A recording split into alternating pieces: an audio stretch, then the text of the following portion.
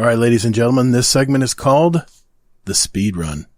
You know, this is where we have a database of over 800 randomly asked questions. Oh my God, I just said it, didn't I? Oh my God, I just said those words. We have a database of over 800 questions asked at random. And, oh, I know why now. This is my old script. That's going to be an outtake. Hold on, that's going to be an outtake. You ever wonder what makes a great gamer? Great gaming is not only about cheering on our teammates, but also being there to pick us up when we're down. Guardian down! Have you ever played Destiny with a fellow Guardian and thought to yourself, I wonder what their life is like? Questions like these spark conversation, friendship, and community. We're a Destiny 2 podcast that focuses on three things: community, news around the gaming industry and Destiny 2, and thought-provoking topics in the game. We're Guardian Downcast. Your stories, your community, your destiny.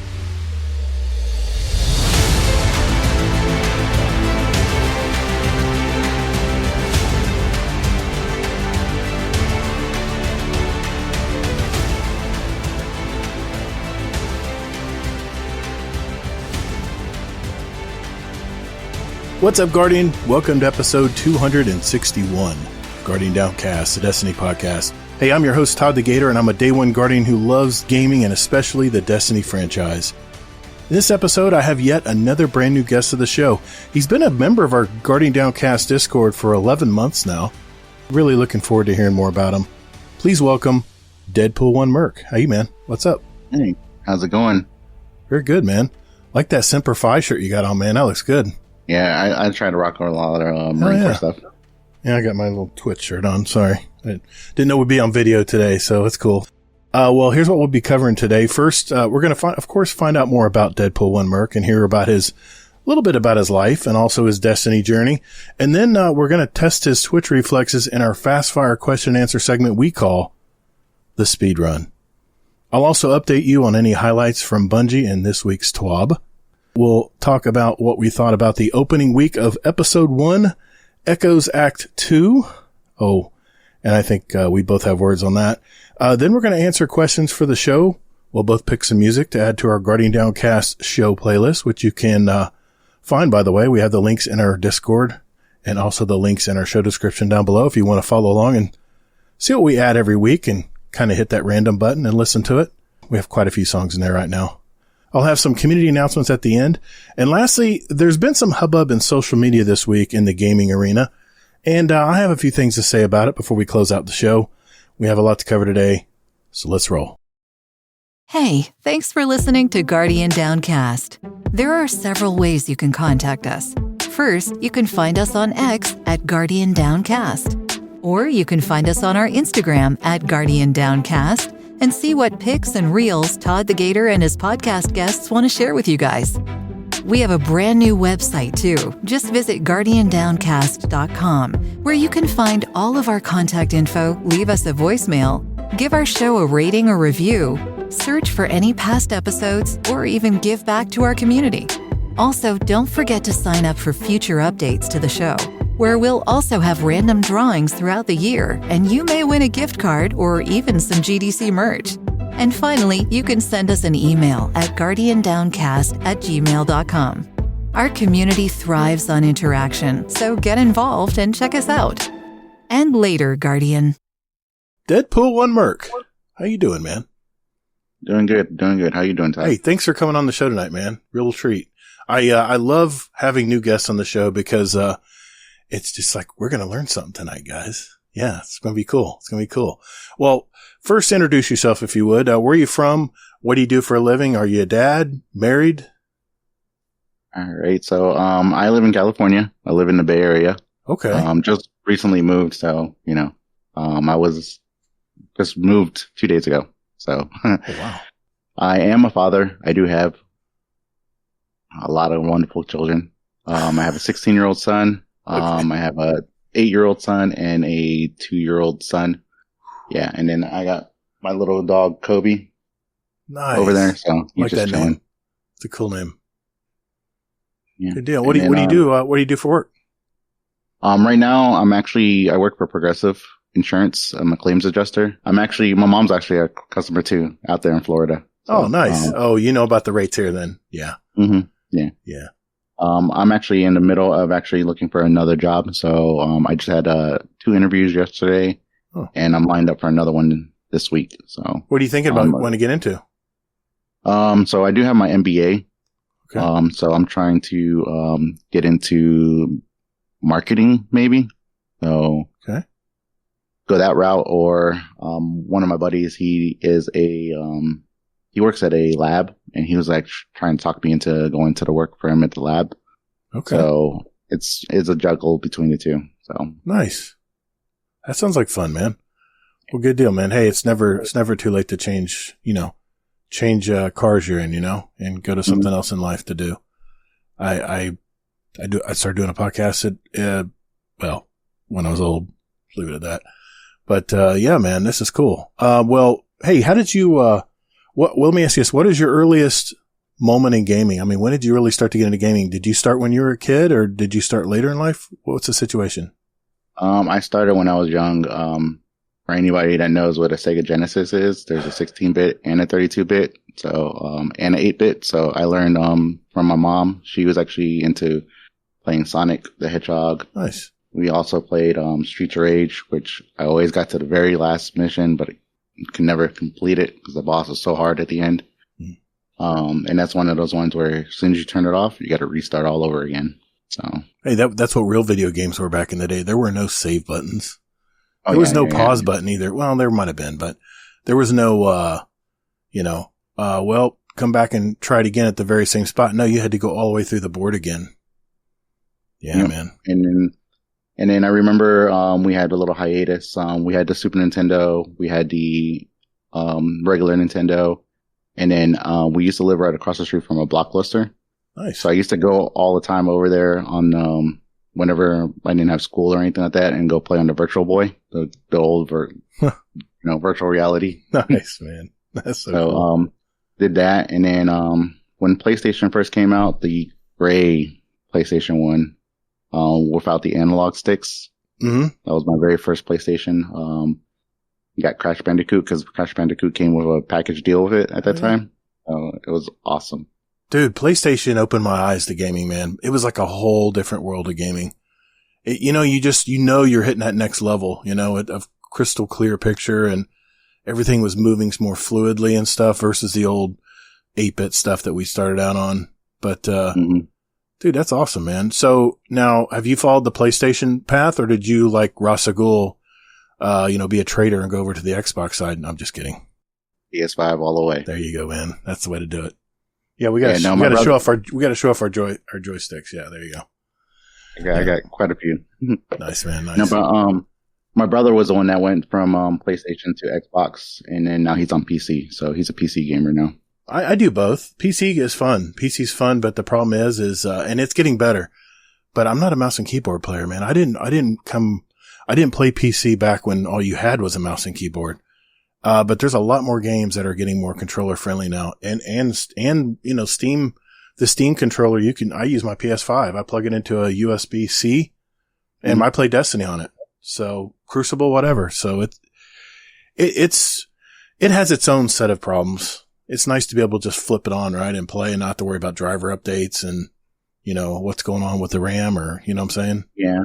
I used to deal with that when, I used to play World of Warcraft. I wasn't really into it, but, I was trying to get into it because, a few of my buddies, when I was in Marine Corps, they played and they were like trying to get me into it because they wanted other people to help them out and stuff like that. So, I know how it is with the PCs.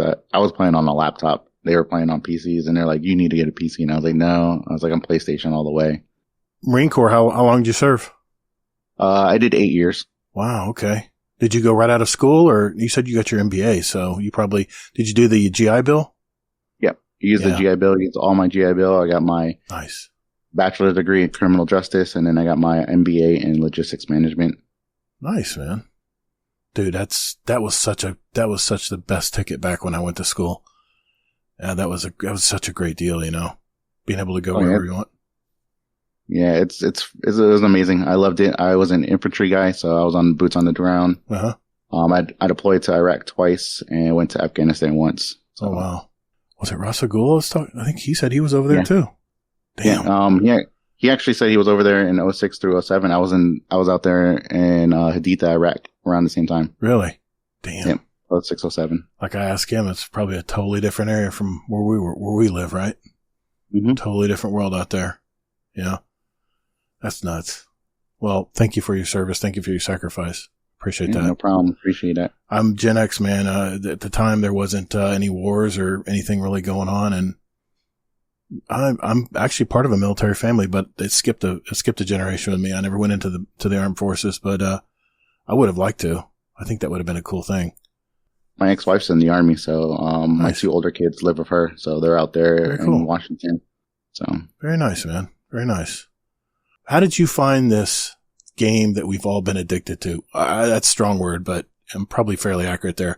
For 10 years now. Are you a day one player in Destiny, or are you a Taken Todd? Yes. No. I am a day one Destiny player. Hell yeah. Played in the beta. My buddy had access to the private beta too.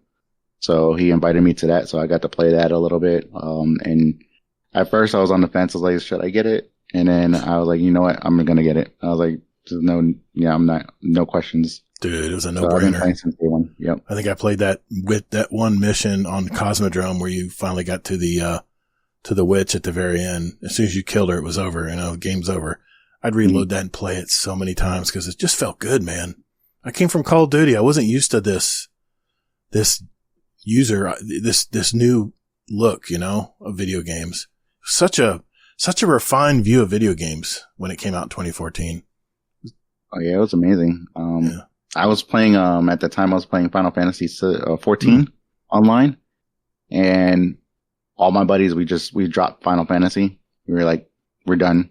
Wow. And we're like, we got this. And we started playing Destiny, and that's how a few of my Marine buddies, we actually got back in touch because of Destiny. Yeah. And it's not a realistic military game, but it's kind of believable. If we were invaded by, a darkness and all these aliens invaded, it's feasible.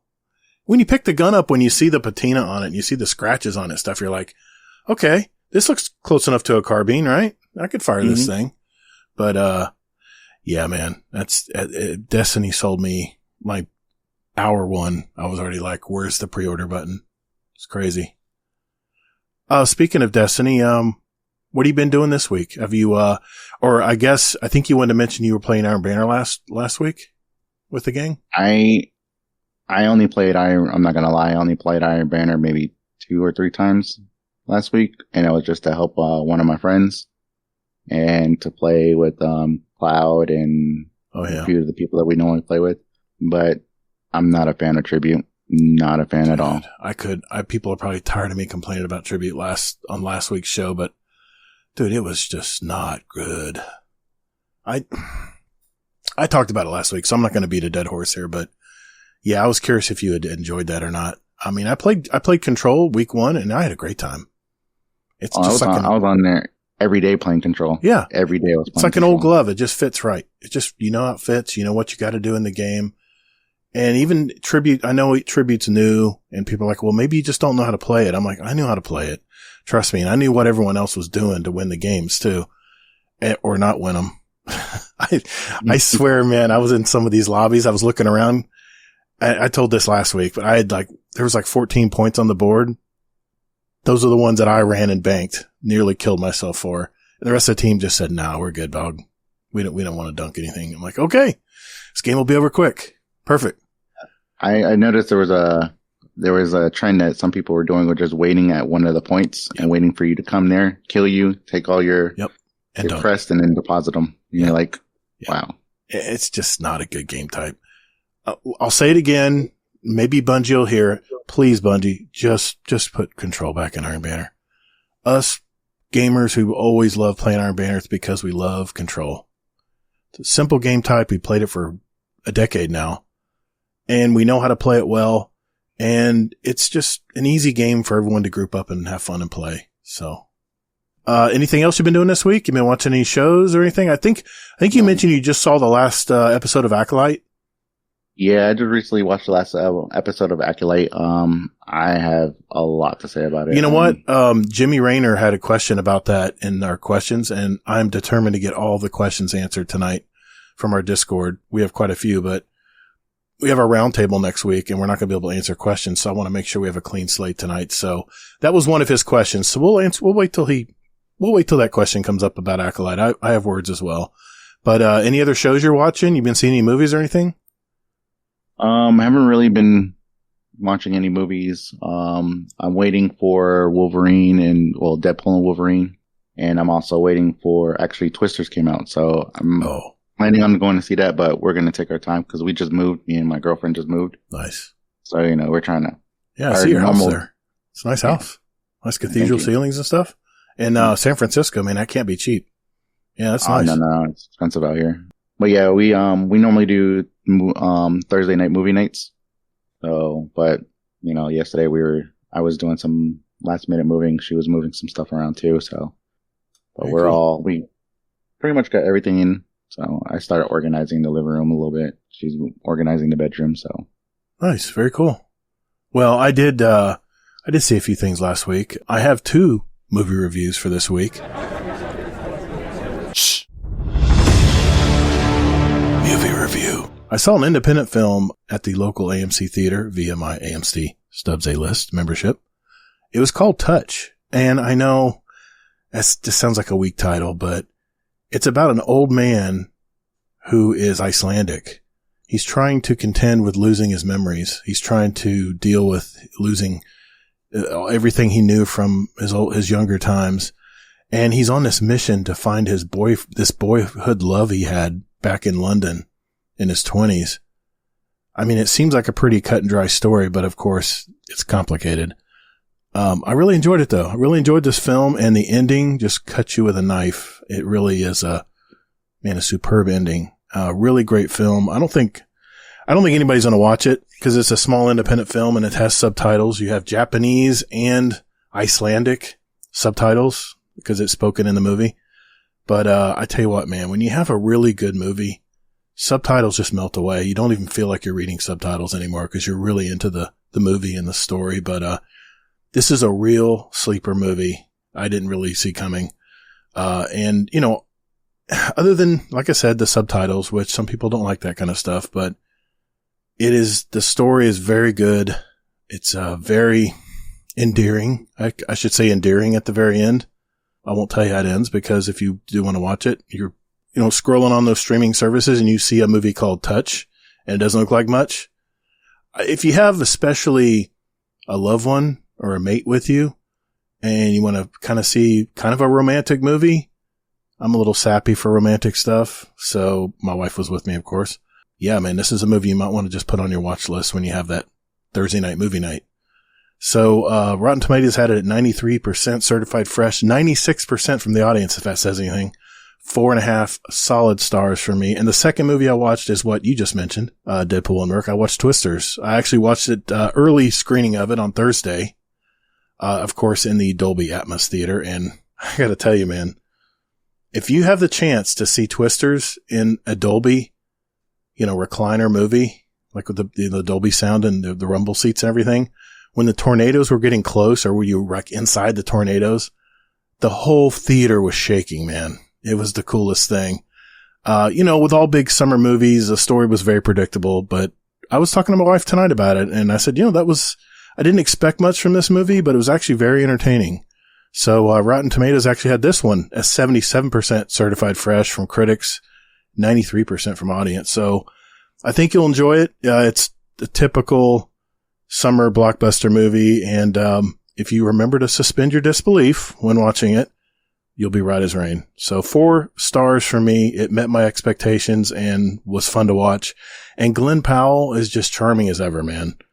I mean, I like girls, but dude, this is a beautiful man. I can say that. I'm secure with my manhood. That's a damn good looking guy. So other than Ryan Reynolds, I don't think there's anybody else that looks better than him. So yeah, I was about to say that, Ryan Reynolds. Yeah. God, man, that guy. What an asshole. I mean, yeah, he's a good looking dude. This Sunday though, I'm going to see Fly Me to the Moon with my parents. But man, I'll tell you what, man, there are some really good movies coming up here. Deadpool Wolverine's next week. August has some bangers. We got Alien Romulus on August 16th, Borderlands on August 9th. We have Trap on August 2nd. That's the M. Night movie coming out. Blink Twice, starring Tatum Channing's coming out on the 23rd of August. So stick around for future episodes of Guardian Downcast, and I'll be sure to give you guys some spoiler-free opinions there on that. But I know we both played Act 2, and I know we have a lot of thoughts to say about it. But I'm gonna, if we could, I want to table that to our topic of the week because I have words on that as well. Anything else going on this week that you wanted to mention? Yeah, the new Hardware Supremacy. I actually played that the other night. It's actually pretty cool. I've not had a chance. It is really cool. Do you like it? There's yeah, I liked it. There's a Havoc mode. We played one round. I was with Cloud, Zebrak, and Bang, and I think Salt. We did one round of the Havoc. The Havoc Heavy just dropped too much, and that's all they're trying to get. They get the Heavy, and that's what it felt like. Is the Heavy shared? Yes. Okay. And it can stack. So, we were picking up, so if you killed somebody that had a lot, you could pick up a lot of the ammo that they dropped. Oh man. I thought it'd be a bunch of shotgunners just running around slide shotgunning everywhere. I figured it was special and heavy ammo, but I guess everyone's going for the heavy, huh? Not the special? Yep. Machine guns and grenade launchers. That was the most common thing. And then, Jotun. Jotun. Jeez. Mm-hmm. You know, Jotun's not incredibly hard to get away from. If you just can listen for it, if you have your earbuds in, you can hear the game sounds. You can hear them cranking that thing up, and all you have to do is just go to the left or right at the last minute, and you can usually avoid getting hit by it. But you definitely have to time it right, because some people can time it. Some people are good at using it. They can time it where it'll seek right into you as you're trying to move away from it, and it can get annoying. If you get a guy that's really good at using it, it can definitely get oppressive. That's for sure. I have not played that mode yet. I'm definitely want to play that. I'm going to play some comp Monday night after bowling with Warcry, because he helped me run some of the Act 2 stuff this week, and I guess I owe him now, because I'll talk about it when we get into our topic of the week about Act 2. But very cool. Well, since you're a day one player, is there a memory that comes to mind when you played the early days of Destiny? Something you'll never forget? Yes. Before the loot cave became popular, I actually was killing enemies in that area, and I got my Gallahorn from that area. What? The loot cave, yep. From a random enemy killing. Oh my god. Was it in the loot cave? No, it was outside the loot cave. Outside the loot cave. Wow, even better. Wow. That was my very first exotic, and I was so happy. I loved it ever since. And then, of course, they did the nerf during, the Iron Lords. And I didn't like it then. And then they reissued it to you later in the game. Mm-hmm. Wonderful. Yeah. But you remember in Destiny 1, we had to go back and earn all the exotics again. You remember that part? Can't remember what the instance was where we had to do that, but it was, like a 2.0 version or something that we could use, I guess, to re-roll it or something. I can't remember what it was. The reason we had to go back and earn all those damn exotics back again. People complain about things today, man. You guys don't realize what we went through in Destiny 1. All the crap we took, and we just said, no problem. We were just so hooked on the game. It's funny, just the other day I was talking to Cloud about strange coins and how strange coins are, they're not new. She's like, what do you mean they're not new? I was like, no, we had them in D1. I was like, sorry, D1. I like saying D1. That's all right. Fud's over it now. He's my buddy again. We're gonna co-host the Brickcord, raid race. They're gonna have another raid competition sometime in August or September. So, yeah. I'm waiting to see what, raids, cause I know you said that you're not gonna tell it until it gets closer. Well, I'm waiting to see what raids are gonna be doing. I think they're still trying to vote on which ones they want, but he did give me 3 raids that he thinks they'll be doing, but, it's his competition. I'll let him announce it. I don't want to overstep, because I may say something and then he'll go, no, we decided not to do that one. So I don't want to set anybody's expectations, but, seeing a bunch of Brits yelling at each other is going to be so much fun, man. And I'm going to bring the dragon's milk. I got the golden ale. Man, that stuff's good. Oh, did I say Dragon Age? Dragon's milk. The dragon's milk. You said dragon's milk. Okay. I'm thinking Dragon's Age. My mind's everywhere tonight. It was 96 today and humid. Felt like 109. And man, I came home and I got a shower and I was still hot. I had to just sit underneath in the AC under the paddle fan on high and just had to sit there and just get my core cooled down because I really got overheated today. But, man, that's Gallahorn, man. Jeez. That's nuts. And also in D1, third time running through VOG, I got the Vex Mythicast. Third time. I hate you, man. Dude, you know how many times I had to play to finally get that gun? It took me 32 runs in Destiny 1, Vault the Glass. Dang. And I think it took me 18 to 20 something runs in Destiny 2 to finally get the Vex Mythicast in Vault the Glass. I have not had good luck with that damn gun. I think I only have maybe 12 clears. And I got it to drop for me 3 times in D2. What? Mm-hmm. And 12 clears. Mm-hmm. And you got it in your third clear on Destiny 1? Mm-hmm. Damn, man. The Vex favor you, I guess. I don't know. They sure as hell don't favor me. What character do you like in the game the most and why? I know everybody says everybody loves Drifter because he's everybody loves Drifter, but I am a huge Cade 6 fan. Drifter is my second, but Cade is my favorite. Nathan Fillion is my favorite. Sad that he had to leave for a little bit to go do the rookie, but I was happy he came back for the final shape. And I was so excited to hear that he was coming back to do the voice because I was like, nobody can do it better than him.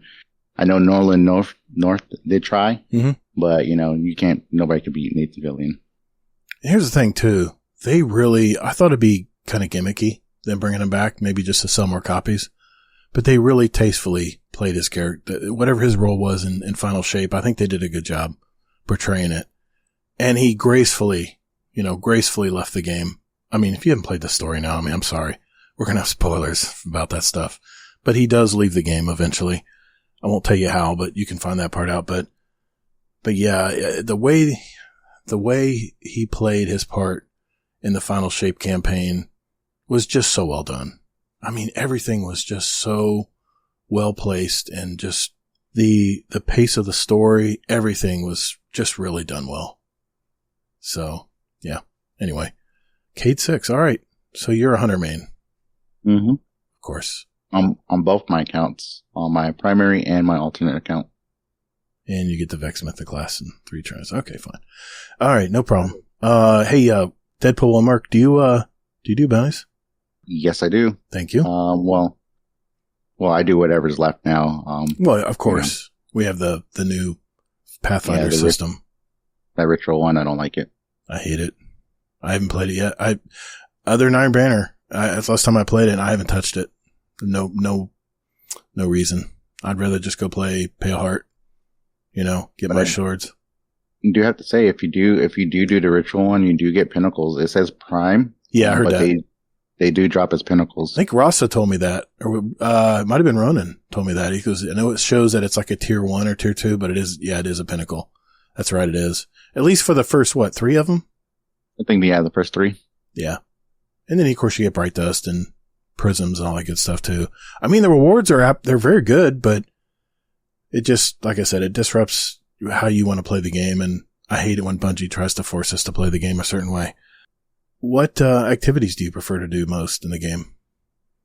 So I am a big PvP player. I also play Gambit, and I do everything else. I'm trying to get back into raiding, so I've been raiding with Zebrak, Allocate, Cloud. I've been raiding with them every once in a while. Cloud's doing right. Yep. Wow. And in my clan, because I'm in my own clan, I'm the clan leader for Destiny's Outcast. Okay. And my clan just actually started becoming more active, so I've been trying to get them to do more stuff. Very so cool. We've been trying to do more things. I'm not a fan of strikes anymore. I used to be. I only do the Nightfall just to get the Nightfall out of the way. Mm-hmm. And that's about it. I don't like strikes. They're just boring. Yeah, the old Battlegrounds ruined it for me too. But the new Battlegrounds, those are different. Yeah. Yeah. But we'll get into that. We'll get into that because I I want to deep dive in that stuff tonight. What, I know you got your game open here. What one weapon in your vault will you refuse to delete and why? That I would refuse to delete. Let me just double check real quick because I want to make sure I say it right. And that is my Ghost Primus. You and Ross are cool, man. I swear. He likes that Ghost Primus auto rifle too. Yeah, I mean, it's a beautiful rifle. I love all those raid weapons. Just I got really the one I have has a high impact reserves and under pressure. All right. Double whammy, damage and accuracy. That's good. It probably actually works better than you think in Crucible, I bet. Yeah, I haven't tried it in Crucible yet, but I've been thinking about it ever since they took the cap off. So I've been thinking about trying to bust it out and using it again. Ghost Primus, is that a 720 or is that a 600? I can't remember. 600. Okay, it's accurate as hell. It's precision frame, I bet. Okay. It's adaptive, actually. Oh, adaptive. Okay. Very nice. Very nice. Yeah, that's the second one time I've heard that now. Yeah, the Leviathan weapons are awesome. It'd really be cool if they brought those back. I didn't really do too much. I only did one of them. I wish I would have took the time to do more of those raids when they were out. I did watch a lot of video content from some of my friends that were doing it. They used to stream. Mm-hmm. And I just, around that time, I was working another job. I was working I was actually teaching martial arts at that time. So my nights were starting to get taken over from teaching. Yeah. What's your focus in martial arts? I studied Okinawa Kempo. Kempo. Okay. Yeah. Nice. Yeah, I got I got a black belt in that. I been doing karate since I was young. So I started off in Chuck Norris karate. Oh my God. Yeah. That's so cool. Out in Virginia. And then, stopped because I started wrestling in, middle school and high school. Did that. And then when I got into the military, Marine Corps martial arts program was a huge thing for me. I got my black belt on that too. You look pretty built. I'm looking at your shoulders. They're about like mine. They're pretty bold. Yeah. And here's the funny thing. I don't really work out anymore like I used to. I don't either. I'm slowly, as I get older, I'm slowly shrinking. I can see my arm. My biceps just aren't what they used to be, man. I flex them in the mirror and I'm like, where the hell was that bicep? I don't see it anymore. Anyway. If Bungie assigned you a small but versatile group, just you, to work on anything you want for the future of Destiny 2, what would you work on? You know what I missed the most, and me and my buddies were talking about it, the Reckoning. I wish we can bring something back to the Reckoning style, but make it a little bit more intense. So you could get gear from it, but you can use it in other activities. I was going to ask you if you wanted to bring back Gambit Prime if you're talking about Reckoning. You want to bring back Gambit Prime with those? Gambit Prime. Yeah. Yep. I like that. I missed all the, I worked so hard to get that gear and you can't even use the gear no more. Hey, it's an ornament. It's an ornament. Yeah. Yeah, an ornament I don't wear. Get too many other ornaments to wear. Yeah, I have it set up as an ornament, but I don't even wear it. I don't either.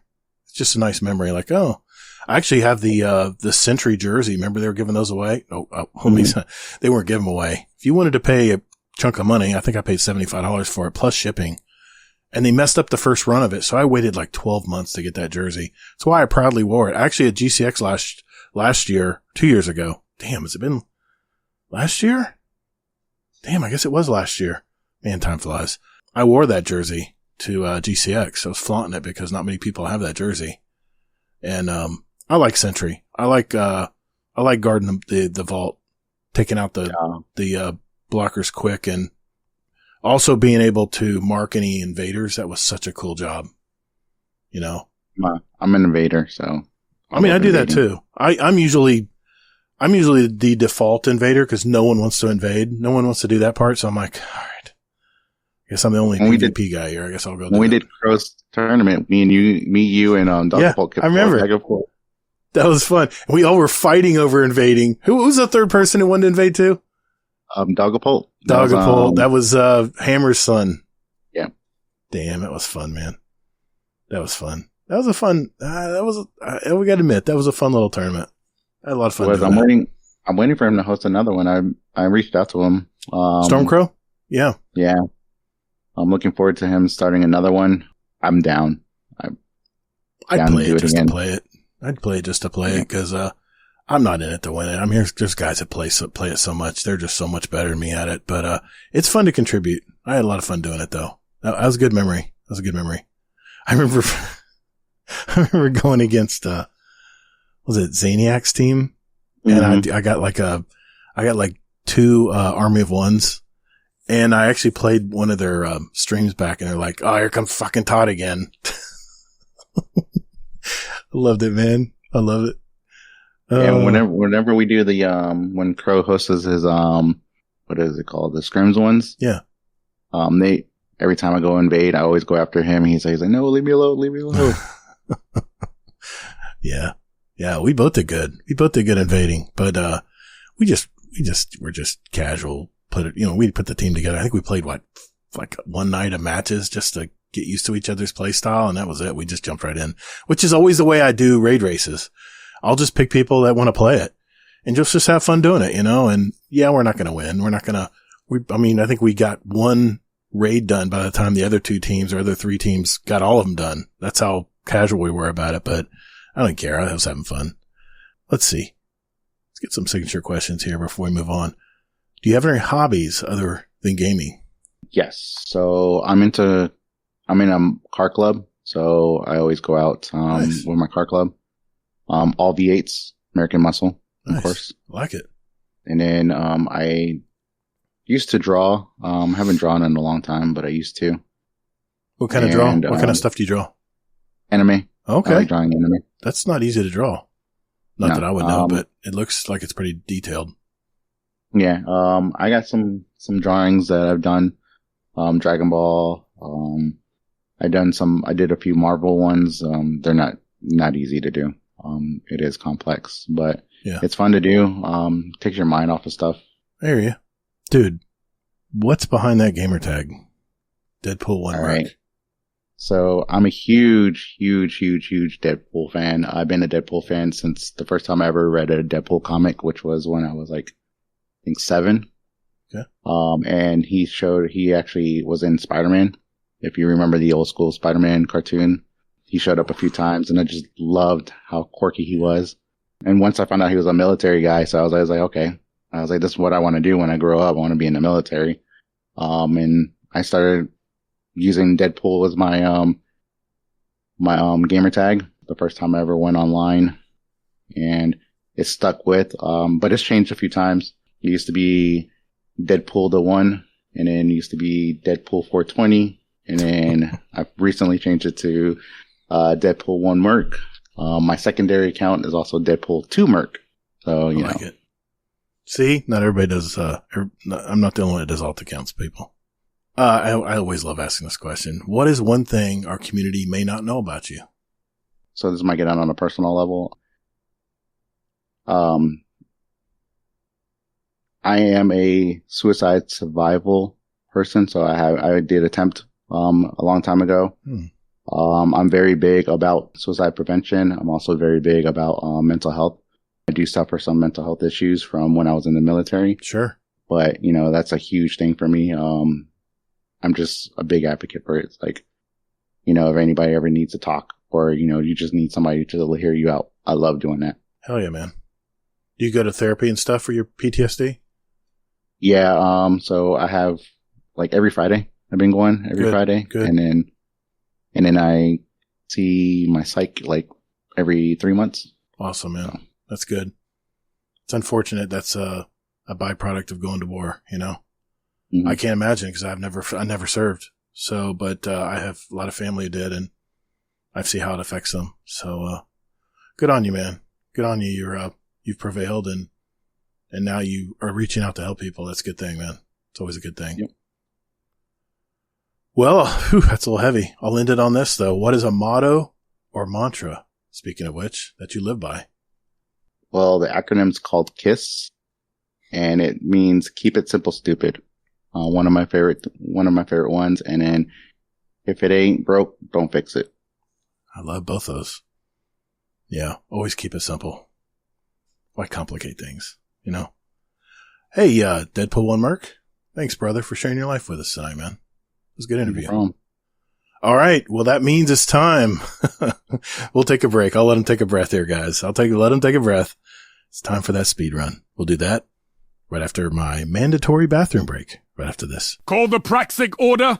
Call the Thanatonauts, the Jinsen Scribes. Call everyone so they can witness you. All right, boys and girls. This segment is called the speed run. This is where we have a database of over 800 possible questions for our guest. And Deadpool-1-MERC here will have 2 minutes to answer as many as he can. These are short 1 or 2 word answers. And at the end of the year, the guest with the most answer will win a prize and title of 2024 Speedrun Champion. Also be a cool little emblem and role in the Discord as well. The questions are custom curated by me, so no one can memorize the order. And just quickly answer what comes to mind. Tonight I'm going to read out the questions from my list, and my digital assistant here will help me with the timer. He'll have 2 minutes. Sit Daddy Fresh is our current leader with 49 questions answered. So what do you think, Deadpool-1-MERC? You want to get this done? Yep. I'm ready. I'll read them as fast as you answer them, man. All right. Here we go. Counting it down. 3, 2, 1. Warlock, Titan, or Hunter? Hunter. Favorite Destiny 2 weapon? Ghost Primus. Void, Solar, Arc, Stasis, or Strand? Void. If you could live anywhere in the world, where would it be? Hawaii. Teleport or fly? Teleport. Controller or mouse and keyboard? Controller. Sidearm, shotgun, or sniper rifle? Sidearm. Strikes, Crucible, or Gambit? Crucible. Are you an AMC Stubbs member? Nope. Quest or RNG? RNG. You could choose who would voice your ghost. Ryan Reynolds. TWAB or TWID? Bob. Human, Awoken, or Exo? Exo. How do you like your steak? Medium rare. Is Scumdeath your uncle? Yes. What's your favorite Destiny planet? Io. Spock or Data? Spock. Shrieker or Cabal turret? Cabal turret. What's your favorite armor or weapon mod? Incandescent. What is the best sandwich? Reuben. What armor slot do you use as an exotic? Legs. Kill clip, kinetic tremors, or headseeker? Headseeker. Ikora, Cater, Zavala? Cade. TV or monitor? Monitor. What number am I thinking of? 3. Favorite pizza topping? Pepperoni. Describe yourself in one word. Awesome. Destiny 2 seasonal events, yes or no? Yes. What's one thing you own that needs to be thrown out? Boxes. What's the worst job you've ever had? Wendy's. Beer or whiskey? Beer. Do you have a tattoo?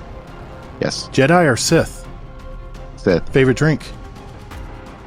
Kool-Aid. Apple or Android? Apple. Solo or fire team? Both. Gas, electric, or diesel? Gas. Could you drive a stick shift? Yes. Xbox, PC, or PlayStation? PlayStation. Do aliens exist? Yes. Favorite music genre? Rap. Star Trek or Star Wars? Star Wars. Charcoal or gas grill? Charcoal. Burgers or hot dogs? Burgers. Gold or silver? Silver. Destiny 1 or Destiny 2? Both. Are you superstitious? No. Fashion or function? Function. Is Laz your lawyer? Yes. De Niro or Pacino? Christina.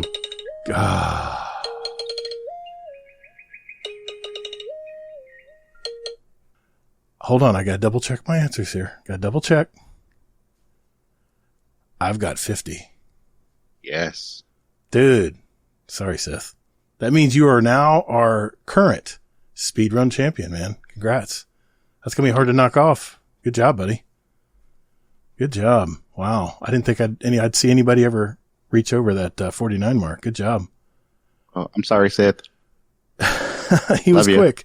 He stumbled on a couple of them, but it wasn't long enough. So, you know what usually happens? I'll tell you what usually happens is I'll say, what armor or weapon mod do you use on, what's your favorite weapon or armor mod? That stumps people every time, but you had incandescent like right out of the pocket. Good job, man. I think that was the difference, to be honest. Wow. Good job. Well, hey, you out there listening, do you have a great question for our speedrun segment? If that's a yes, join our Discord and enter them in our speedrun question ideas channel, and we'll add them to next year's speedrun. Just remember, they need to be yes or no, 1 or 2 word answers. Either or questions will also be accepted. And the one open-ended question I love is, what is your favorite? At the end of the year, we're going to have 2 drawings for a $25 gift card of your choice, thanks to our Patreon community. And you can enter up to 5 questions to go into the drawing. So let's see what kind of creative questions you got out there, guys. So let's hear them, and good luck. And I say it every week, but I really do mean it. If you're enjoying what you've heard so far in our show and you know someone who plays Destiny, can you do me a favor? Share the show with them. All the links are in our show description right down there. I'm pointing down below your player, right down there. All right, well, that means it's time for This Week in Destiny.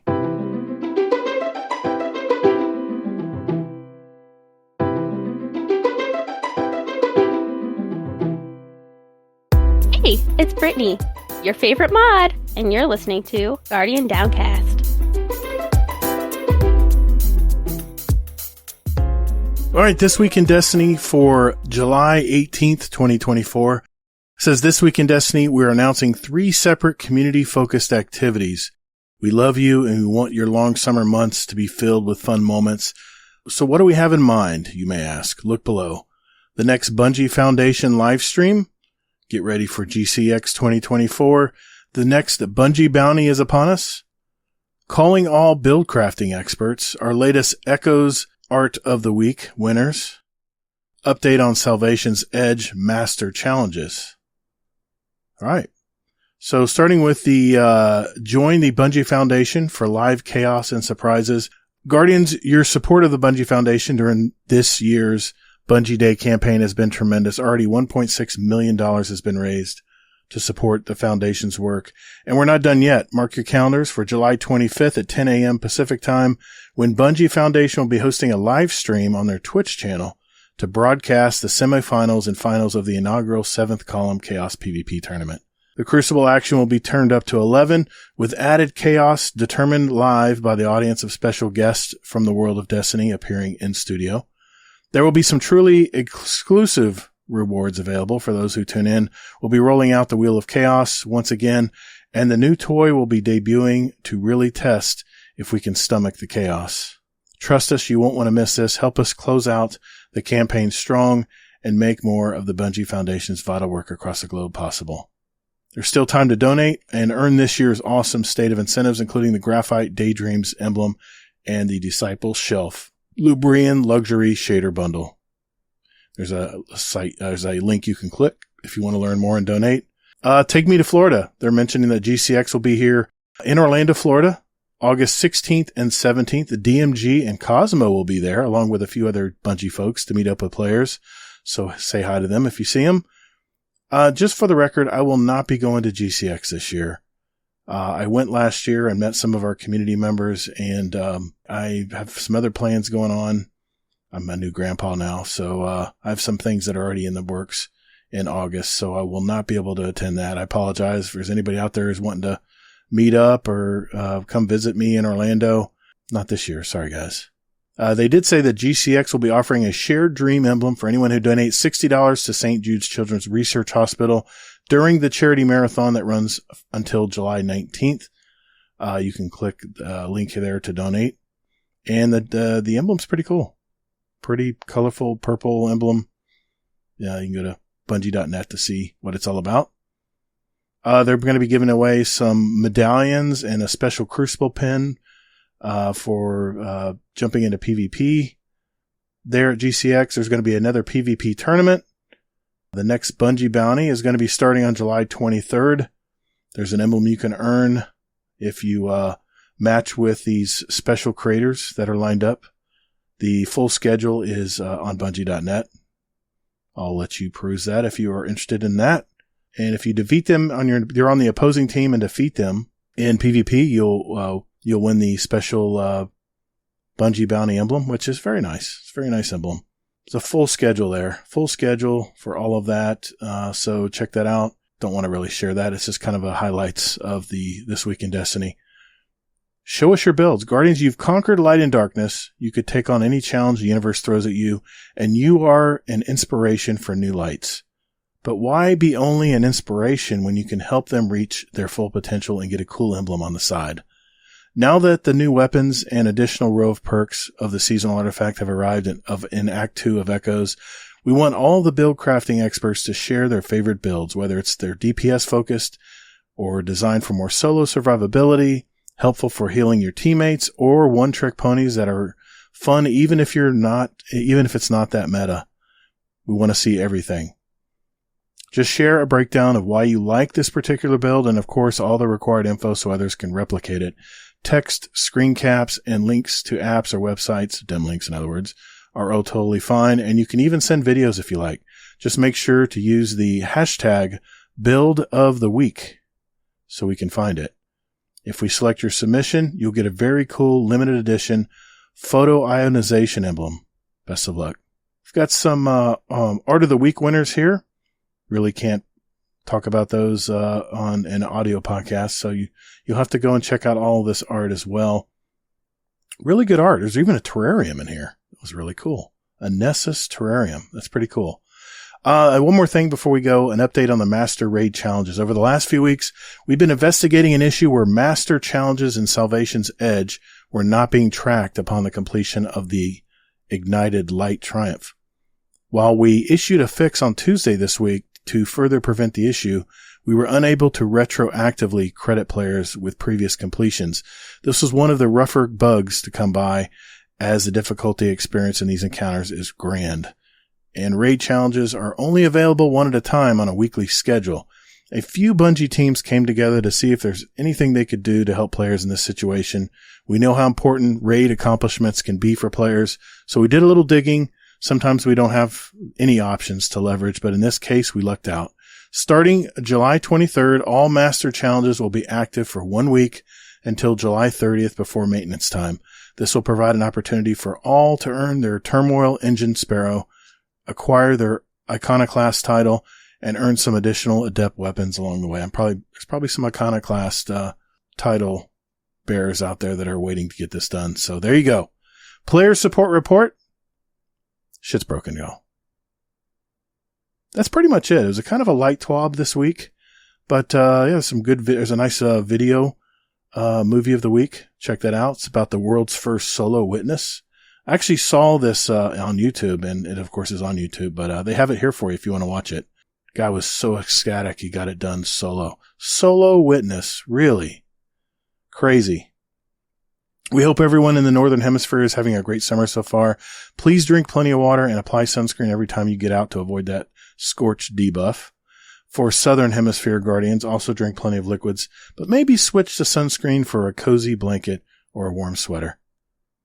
Just take good care of yourselves. All right. And I see the pick. Thank you, Cosmo. That's it. That's it for this week in Destiny for July 18th. All right, let's get on to our topic of the week. Hey, Guardian. Whenever I listen to my favorite podcasts, there's one thing that annoys me the most. You're really getting into the flow of the conversation when out of nowhere, an obtrusive advertisement blaring into your earbuds. Sunday, it's our weekend super duper blowout sale going on now. Cars and trucks at $48,000. Not today, buddy. Now $47,500. So what are you waiting for? Get on down here to our super duper blowout sale going on this weekend only. We must be crazy giving away all this money. Push, pull, or tow in your trade and we'll give you $250 cash, baby. What are you waiting for? Get on down. Wow, I can't find the 30-second skip button fast enough. Podcast ads really disrupt the natural flow of a great conversation. But thanks to our Patreon community, we don't accept outside advertising or promotion. So sit back and enjoy the show. Oh, and by the way, if you would like to become a part of listener-supported podcasts like this one, go to patreon.com/supportguardiandowncast or just visit our website at guardiandowncast.com. You'll also have access to over 2 years of audio and video episodes just for our Patreon community. Take care and later, Guardian. All right, for our topic of the week, it's Act 2. Been a lot of hubbub in the Discord and in the social media verse out there about the episode 1 echoes Act 2. And before I have my opinion, Deadpool-1-MERC, what's been your experience for this first week of Act 2, man? It just, I don't know. It just doesn't synergize right with me for some reason. I did get one of those, what is it? Those things you got to go for a failsafe where you got to find, the material or whatever. Finding out you got to do so many, I think it's like, you got to open chest. And you had to do like 5, do it 5 times. And I don't want to do the, backgrounds, the battlegrounds so many times. Like I want to do other stuff. Yeah. Like, come on. And then the quest after that was like, you have to get, data and stuff like that. And you have to kill, hard, challenging enemies. Right. Which that wasn't too bad. I got it done in 1 round, but it just like, nice. it seemed like it was going to take forever, but you know, I didn't like it. I ran into my favorite lost sector over on Nessus. I can't remember what name of it is, but it's right there in the slap in the middle of Nessus. It's where I go to farm everything. That's where I got my powerful enemy, Vex skills. But, yeah. What else? How else did it go? What else happened this week? It just seemed like it was like kind of, the story wasn't like right there. It seemed like it kind of like dropped off a little bit for me. I felt like it was lacking a little bit. I wish there was a little bit more little background or dialogue, or a little bit more. Yeah. Like you get a cutscene in the beginning from Ikora, and you're like, okay, you didn't really explain much in the cutscene, like what's going on, why we have a cutscene if you're not going to really entail any details or anything like that. So it was like, what's the whole point of having that cutscene? And then you got to speak to her 2 times. Why can't you just say everything she has to say in one time? Yeah. I actually had to work that day, so I didn't play it when it first came out. Probably a good thing. There was probably a little bit of a queue before we got in. I don't know if you had that problem or not, but yeah, it's, when they did the live stream, they talked about the battlegrounds, the 3 battlegrounds, and 2 of them were going to come out week 1. But, you know, how these episodes were, quote, you know, going to be different from seasonal events, from the, not seasonal events, excuse me, the regular seasons. And granted, it was nice that I had 50 more, you know, things to, level up on my season pass bar, because they're giving ornaments out and, of course, more materials and more of the, fail-safe engrams and things like that. That was cool. I love that part. And it meant, okay, let's get back to some grinding, some bounties, you know, let's start going to get my weeklies done over in the Cosmodrome. Let's go do this. Let's go do that. But yeah, man, I was like you. I was like, man, there just really wasn't much to week 1. And, I know they just made these battlegrounds. I know they really want people to play them, but these dang specimen missions, man, after the cutscene, you got to do the specimen missions. And I was with you, man. I came down where I had to do 5 battlegrounds. And I cranked them out late at night. I think Kingsley was just getting out of a Kingsfall raid. He was helping McMaximo, I think, was running his first raid or his first Kingsfall. And I asked him if he could jump in and help me out, because there's just nothing. There's nothing fun about jumping in with randos. Just nothing fun at all. Nobody's going to collect the data bits that, you know, no one's looking out for those. And so it means you're going to have to do it. And it's just not as fun to play with random. So I was like, this is one thing that I really need to reach out and see if someone wants to help me with. So Warcry would text me right before I decided to ask someone about it. And he says, what are you doing? I said, well, I'm about to run some battlegrounds. I got to get this specimen mission done. And granted, he hasn't done any of the story for the season yet. I mean, he plays Crucible. That's what Warcry does. And I play with him all the time in Crucible. So yeah. You know all about it. He's there all the time. I mean, that's all he did in Call of Duty. So it makes sense. That's all he does in Destiny. But it was fun because I was able to, you know, McMaximo actually, not, Kingsley. Kingsley joined, but McMaximo, I don't think him and I have ever gamed together, maybe in a couple Iron Banner matches briefly, but he joined and, dude, we played until 3 a.m. Oh, wow. Cranking out 5 of these No, I started late. It's my fault. But, these guys stuck it out with me and, just got these 5 battlegrounds done. It's very, very monotonous, and I damn near fell asleep. It was that boring. I can't imagine grinding out these battlegrounds all Act 2. I got my 5 battlegrounds done that night, only for the next step of the mission. I was hoping I was getting my, that Vex tail so I can get, I think it was 100% on my, my failsafe rep with the armor, only to find I had to get more chests from the activities again. I'm like, really, Bungie? We got to do this again? I just played 5 in a row to satisfy this first part of this mission, and now you want me to go back and get more chests. I'm like, what the hell? And I just said, no, I'm done for the night. I went to bed. I haven't touched it since, to be honest. I know it's there to get done. I think what they could have did is, you know, combine the two, like, you know, yeah, you got to go get the chest and everything like that, but also work on getting all the other stuff done too. So make it one large quest, you know, but make it worth it, because like I'm just getting a tail. That's all I got with the Vex tail. Yeah, that's what you're getting. You know, Hydra tail. Yeah. You know, and I'm like, what's the whole point of doing that? I could have did something other than that. So it felt like it was, to me, it just felt like it was a waste. Like, well, you know. you run the first battleground because that's the first part of the season, right? You got to go run a battleground. And I did that with randoms, and I got the sidearm, the Aberrant Action. Love it. Great sidearm. It's awesome that I have now we have a solar sidearm as well, and I was lucky too, man. I got the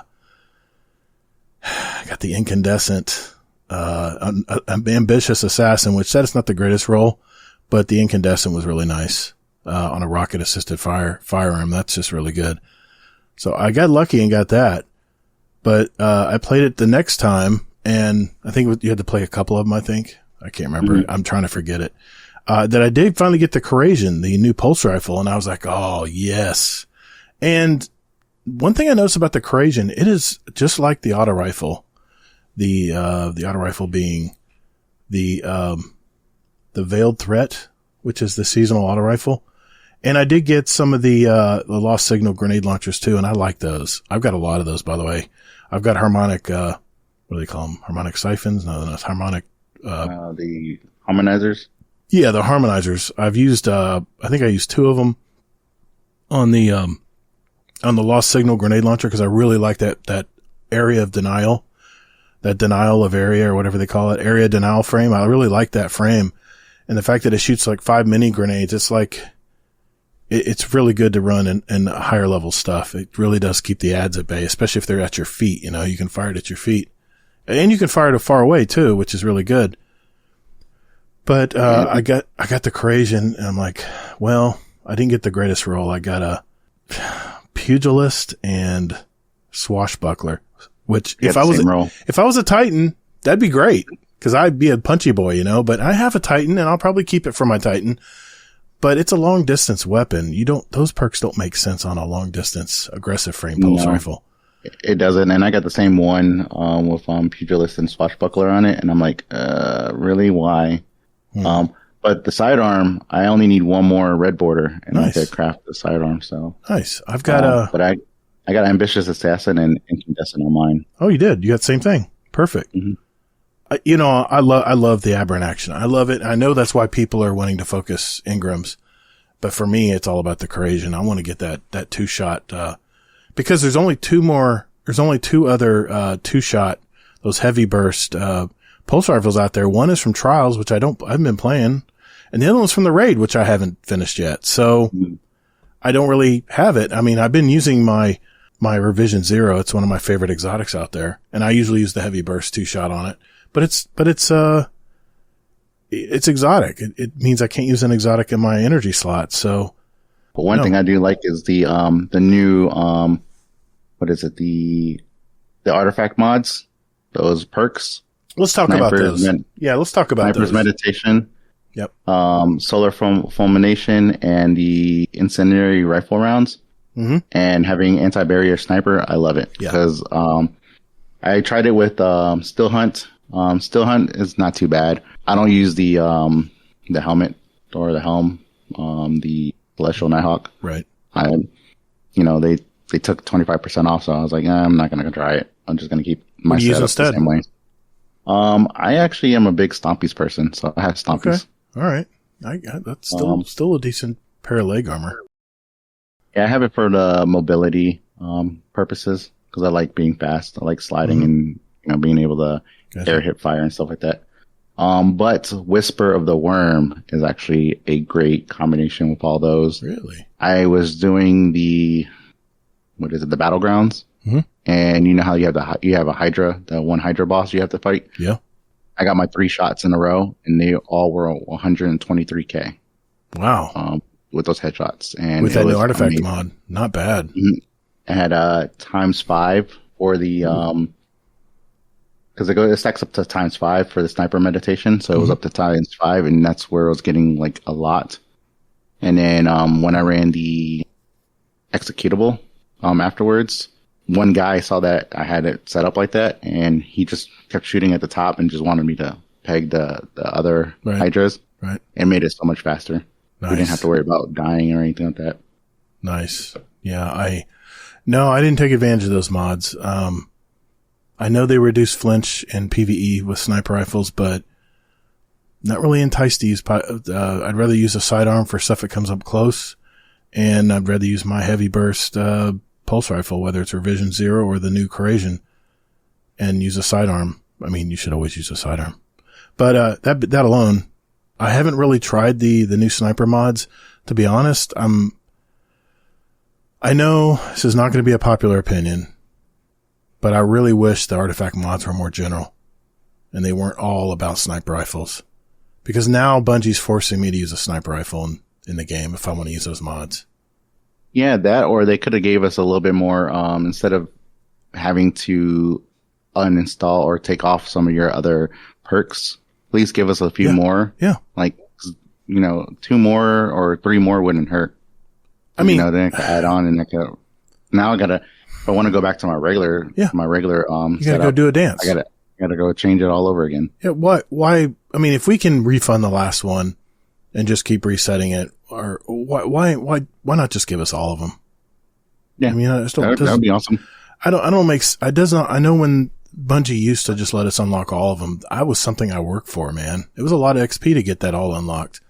But now with this, you can only pick 12. I do not like it. I do not like it. And the only general mod they gave us was scavenger mods, which I don't even use scavenger mods. They're not even that great. Scavenger mods. They don't give you much ammo extra, really. No. I'd So, rather have thanks for nothing. something else. Yeah, I'd rather have my weapon surges on, and have orbs of restoration, and have recuperation on. Those are like my go-to. Exactly. So, yeah, I'm I trying to stay wasn't. alive. I wasn't impressed with the. I know there's some raiders out there that are probably rejoicing that they have those artifact mods, but I was not one of them. We're just doing like Crucible. Which, I mean, those mods are useless in Crucible. None of them really work in Crucible. And if you try to use a sniper rifle in Crucible now, you get hit one time from just say a fairly good distance from one of these aggressive burst pulse rifles. Your scope goes like 12 o'clock in the air. It's ridiculous how much flints they put in the game now.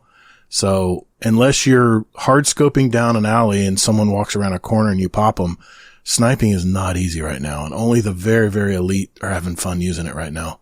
Sniper rifles. So those mods had no effect for me. I take out a lot of the snipers with my hand cannon. I use Linus Howl. Of course. There's a ton of flinch. I don't know. I'll get all hot and bothered. We start talking about flinch and Crucible, but cause I used to love shooting. I used to love sniping. And in fact, in scrims, I used to snipe people all the time. And it was a good, trigger for a lot of people especially Hazel, when I'd snipe his ass. But, yeah, man, it's a sore subject right now. And if I'm not playing PvE, then that's just a waste of perks for me. They don't do anything for me at all. So I don't know. It is what it is, I guess. But, we talked about the expanded artifact perks, but there was one other thing I wanted to mention. What do you think of the battlegrounds? I mean, you're going deeper into Nessus, right? It's kind of cool. New architecture.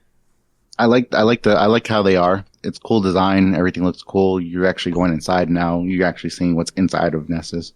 I like the layout, and I like how the second one picks up from the first one. I like that. That's pretty cool. Mm-hmm. I don't like the wyverns. Oh. I don't know why they gave them teleporting. But that's like the main thing. I try to, as soon as I see one, I'm either using my super on it or taking it down just trying to hurry up and take it down. Yep. But I like it. It's not too bad. Now if you got to do them over and over and over and over again, then we have a problem. When I first ran them, I really appreciated what they did. And the 40 enemies per screen, I did enjoy the fact the enemies just kept coming, and they did. I mean, but it wasn't anything I couldn't take care of. I mean, if I played it solo, I'd probably be busy. It'd probably keep me a lot busy. It's probably hard to solo that kind of stuff, even on regular mode. But with 2 other people with you, like McMaximo and Warcry, even Warcry, as many times as he died, and every time he died, I'd say, McMaximo, Warcry died again. Can you go get him? He hates when I say that because he's a Crucible player. It's like, you sure you know what you're doing in here, man? You have the right build? I mean, do you know what you're doing? He goes, he got all pissed off at me, but that's what friends do. McMaximo and Warcry at least kept it light where we could, bullshit and have fun and shoot enemies. And there were really no big mechanics to work with. The second battleground where you have to kill those anti-barrier, hobgoblins, I think it is, on the two pads. Pillars. Yeah, we had to shoot those, and then we'd go over and stand on them, and we actually one-phased the boss on that. It was, we concentrated all our supers and everything. We came close the first time we played it, but we had a second time we played it again. And I said, come on, guys, let's smoke this guy. We got him. And I was using a commemoration, I think. And then, of course, my Nova went first. And we got him down. We one-phased his ass. So I really had fun playing that one, though. But it seemed like they played the first Battleground. I think it was Delve. I think that was that one we played so many times that it just got monotonous. I'm really worried, man, because if this is what our episodic content is going to be, is just jump into this seasonal activity. I used to hate that, man. Like the Sundial, when it came out, I remember they made us play the Sundial so many times to get through the missions. You know, even just to get to the cinematics or the animated scenes and stuff. Cutscenes. Yeah. It was like, you got to go play the activity. I hated that part because I wanted to play the story. I wanted to have fun playing the game, going through the story. And what has playing the activity got to do with it other than a little dialogue, you know, some lines at the end? It never made sense why they made us run in these activities. And here it is, week 1 of Act 2. Go run Battlegrounds. Oh, you need this specimen? Go run Battlegrounds. It damn near burnt me out the first week of Act 2. The other thing I don't like too is like they have the expert mode. There's no matchmaking. So like the Enigma protocol and the what's the other one? The executable. They have expert modes, but you can do matchmaking. And why can't we do matchmaking for the expert Battleground? They had an expert and they had an expert private mode. I thought I had a choice on expert, but it doesn't list that for you? It has like expert mode and then private, expert private. No, I'm looking at it right now for the Battleground. It just shows expert. You can't even change it. Maybe I was looking at something else. Maybe it was the other one. Maybe it's the other activity. The executable does. That one has the private expert and expert private. Yeah, that's what I was looking at then. Okay, I don't know. I'm just I'm a little worried, man. I'll be honest. I'm a little worried. I was really looking forward to Act 2. I mean, other than I hate to say this, but the highlight of Act 2 so far for me is being able to unlock more stuff in the season pass bar. Because I'm all about grinding and getting what I need. You know, I get the sidearm, I get the pulse rifle, and this is what's pissed off a lot of people is they time gated where you could focus all the weapons, but those last 2 new ones. I was like, well, wait a minute, that's what I was going to do this week was get the first Corrasion. I've got like 70 something Ingrams. I'm ready to focus, you know, and it wasn't unlocked yet. So I'm hoping it's next week. Hope they unlock it next week, but I can't imagine. I have a feeling in order to get that next node unlocked, that specimen, whatever it is we need to unlock it, I have a feeling we're going to have to run more Battlegrounds, man. And it's just not it for me. It's just not doing it for me. I don't know. Another thing that I don't mean to cut you off. No, but please. Go ahead. Another thing that really got to me was the season pass, right? So I have my seasonal challenger says I'm 152 for season rank. Mm-hmm. But when I go into my season pass says I'm only 125. It's like, where's the disconnect? I did all the extra grinding. Really? So I should be, I should have my, I did all the extra grinding so that I could get the catalyst for Red Death because I'm using Red Death on my Warlock. Right. You know, and I'm like, okay, now I still got to grind even more. Is the catalyst open for Act 2? Yeah, it's you got to get to 145 though on the season pass. And it only shows 125 is what you're saying. Yeah, 125, and I'm at. If you look at my seasonal challenges or it says I'm 152 in that. So it's like. It's probably just a bug. I'm sure it's something they'll hopefully correct. Hopefully, they've tweeted out a couple things this week of stuff that wasn't. I think they were having problems with this Havoc mode, this hardware mode. I think it was the green ammo was dropping for days. I guess people were getting too much green ammo, at least in the new system they were using or something. Maybe it was Trials. I heard about it. You know, if it doesn't really pertain to something I'm doing, I don't give it too much thought. But I think Trials had like something about the ammo model was not working correctly, and people were getting way too much green ammo for Trials this weekend. I don't know. I know Trials this weekend they're doing the it's the where you got to earn the kills. You got to get that bar filled for special. I like that. Well, I'm going to play Trials eventually because I want to get I want to get that pulse rifle because it is made more for PvP. But I also want to play some comp because there's a new auto rifle they have out for comp right now. Have you played any comp this season? Yeah. So I've got 3 rolls for it. Okay, what do you got? I haven't earned it yet, so I don't have it in my inventory, and I don't have my game open. The Riposte. Yeah, the Riposte. The Riposte, yeah. Man, I can't believe I deleted it, though. I was just talking to Bell. He was in our party that night. I was running Battlegrounds with like Maximo and Warcry, and he was talking about the Riposte. Yeah. It looks really good, though. And you know what it is about guns with me? It's all about the sightline. It's all about the sights on the weapons. It makes such a difference, man. And the Riposte has a really good open picture, red dot sight. It's really a good sight on it. So, that's what you need to be a good comp weapon. You have to be able to snap on the target and have a very good, sight picture. Yeah, that's why I use hand cannons, because you can see more of the screen. Yeah, but the sights are so small. I'm so used to having a red dot. I'm a Call of Duty guy, man. I gotta have that red dot sight. Even if it's the shape of a football or whatever the zany, stupid sights they put in Call of Duty back then. Like the zombie face and all that crap. Yeah. Yeah, I remember all this stuff with Jeez, Call of Duty. That's crazy. I don't really play Call of Duty. I tried doing it for my son, because my 6-year-old son, he likes Call of Duty. And yeah.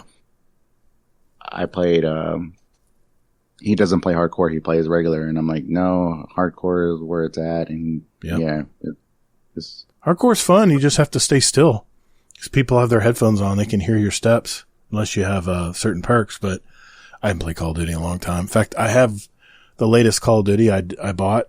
Actually, I got it for my birthday on a physical disc, and I deleted it from my PS5 drive, and I wanted to put it on my backup hard drive, but I keep forgetting it's a disc. It's my only disc game I've bought. Well, actually, I didn't get it, but if someone bought it for me, it's the only disc-based game I have left for PS5. And every time I load up my PS5, the game pops up again. I'm like, nope, delete. Anyway. Oh, wait, I found one. The Riposte? What do you got? Yeah, I found one. I got Enlightened Action and Target Lock. Yeah, Target Lock. The problem with Target Lock is they've nerfed it. It's not what it used to be. Yeah, I mean, for PvE, it might be great because you can get enough shots in like yellow bars and stuff to get your damage up. But usually, like with most small enemies, you kill them before it has any chance to, because you have to continually be on target and shooting for it to kick in. But for yellow bars, it might be a good idea. It might work good for that. Enlightened Action, that's not a PvP perk really. But I don't know. I'd be curious to see how it works. What is it? Arc? Is it an arc weapon? I think so. Yeah. Okay. It's over it was by the Ergo Sum. Oh, okay. Cool. Like I say, I haven't gotten it yet. I'm playing comp on Monday. Actually, the night that this show comes out. So I'll have to let you know what I got. I got to do my 7 missions. It's Void, actually. Oh, it is a Void. Ooh, even better. It goes with my Void subclass. Love it. And you can enhance the traits too. Even better. Have you done that on a lot of your weapons? I've done it on several of my pulse rifles that I'm definitely keeping. I've done it on a few. The one I like the most is my Warden's Law Adept. I have Enlightened Action and Zen Moment. So Nice. That's one of my favorite ones so far. I love it. I got my Claws of the Wolf. I went ahead and enhanced because I have the Arrowhead break roll, and I got Headseeker Advanced. I got Enhanced Headseeker and Enhanced Kill Clip. Only thing with Enhanced Kill Clip, it just allows you to wait to reload. It gives you a little more time to reload after a kill. You don't have to do it right away. So, and of course it lasts a little longer too. Yeah. I don't know. I've got a Claws of the Wolf PvE roll on my main account with Repulsor Brace and destabilizing rounds. That thing is a beast in PvE. In fact, I'm surprised I don't have it on. I got that, but I don't use it because I have I crafted the Age-Old Bond, and I have Repulsor Brace and destabilizing rounds on that, and my recoil direction is 100. Nice. So it's smooth. It's Even so better. Smooth. Yeah, even better. Yeah, I'm actually looking here. Where the hell did that one go? Nope. I got quite a few of them. So I got one of them I have is Headseeker Rampage. Mm-hmm. Another one I got the Repulsor Brace, stabilizing rounds. 1. I got To the Pain and Kill Clip. I wanted to see how that one works. Oh, I remember now why I don't have it. It's on my alt account. Because you know how it is, man. You play your alt account and you get all the god rolls. They all drop for you. Yeah. I have so many good, awesome rolls on my other account. I'm like, oh, great. Exactly. It's the way it works, I guess. I don't know. Anyway, Act 2, I'm kind of let down, to be honest. I'm a little let down with Act 2 so far. And we'll have to see what happens next week. What happened, what we have to do. And I'm sure it's going to be open more chests and battlegrounds. So we'll have to just see how that goes. So overall, I'm just hoping that, the next act, I know it's too early to talk about the next act, but I would just hope the next part of this act, I hope is not the same, or the add-on and it's just lackluster. I want more to do. Granted, there's a lot to do in the game. I love the game. I do all this other stuff, but you want more from the story. Like, let's find out more about the conductor. Let us know more about that person. Because we don't really know nothing about them. We just we saw them in the cutscene and that was it. That's the only thing I learned in Act 2, and I don't even remember the cutscene because it was really a nothing burger. I mean, come on, Bungie, give us some story here. The first week of Act 2, it should be grabbing our attention, not, hey, we made some battlegrounds, go play them. But I don't want to play them. Well, if you want to get this mission done, you're going to go play them right now. And that's just not fun. Just not fun. And by the time I was done grinding those 5 battlegrounds in a row late at night, I didn't want to see another battleground. I was so burnt out already from playing them. And I realize, they put a lot of work in those battlegrounds. It's not easy to develop that stuff. It's new content, right? Mm-hmm. But man, I was already so bored. That's not a good sign. But I'm not a strike. I don't play strikes. So that's probably why. My buddy is, my best friend Pip. Still has to do them, and I know he's going to ask me to help him out with it. I'm like, I don't want to do more battlegrounds, but I'll bite it and just help him out with it. But it just, I don't know. I just don't think I could do the battlegrounds over. It's just because you're only doing the 2, and it's like, and it's not. Once you go through it numerous times, you're like, okay, I already know the enemies are going to come from here. I know this, I know that, and then. The only different thing is collecting all the material. They're in different spots every single time, so that's the only thing that's different. So the data's right. You have to collect the data. Yeah, right. Yeah, me too. That's all I was doing in Battlegrounds was just making sure I had all of them. And then I ran out of hammers, the pistons. I ran out of the hammers to hit the pistons because I had been hitting them all. So thank goodness McMaximo had some left and he used them. I thought that was unlimited. I didn't think I didn't know I had a certain amount of them. But anyway, you only get 5. Yeah, that sucks. I used 5 quick because there's multiple pistons, to unlock stuff. I don't even entirely understand half this season. I really don't, man. I call it season because it hasn't really proven to me that it's a something different like an episode. But, I'll just keep my mind open for now and just wait to see what happens next week. But I have a feeling I'm going to have the same complaint next week's show. We'll see. We'll see how it goes. Still says seasonal. It doesn't say episodic or anything like that. So, still, to me, it's still considered a season. To me, it feels just like a season. So I don't know. They just got a little fancy with it. Yeah. All right. Well, hey, you know what? I don't want to be such a downer right now on the show. Let's have some fun. We got a ton of Discord questions this week. And since we have a roundtable episode next week, I want to make sure we answer all the Discord questions tonight. So we're going to be busy, my friend. So hang in there and we'll be right back.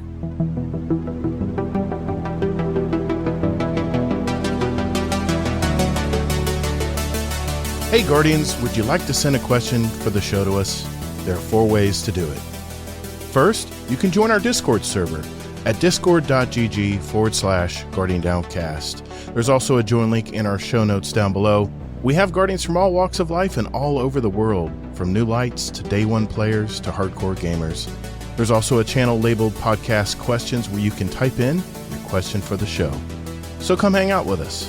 You can also email us with your question at guardiandowncast@gmail.com, or we also occasionally post about our upcoming show and guest, and you can respond there with your question at Guardian_D_cast is our X handle.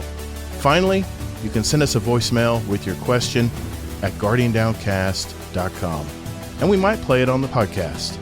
Think of it as talking with us right on the show. Thanks for listening, and later, Guardian.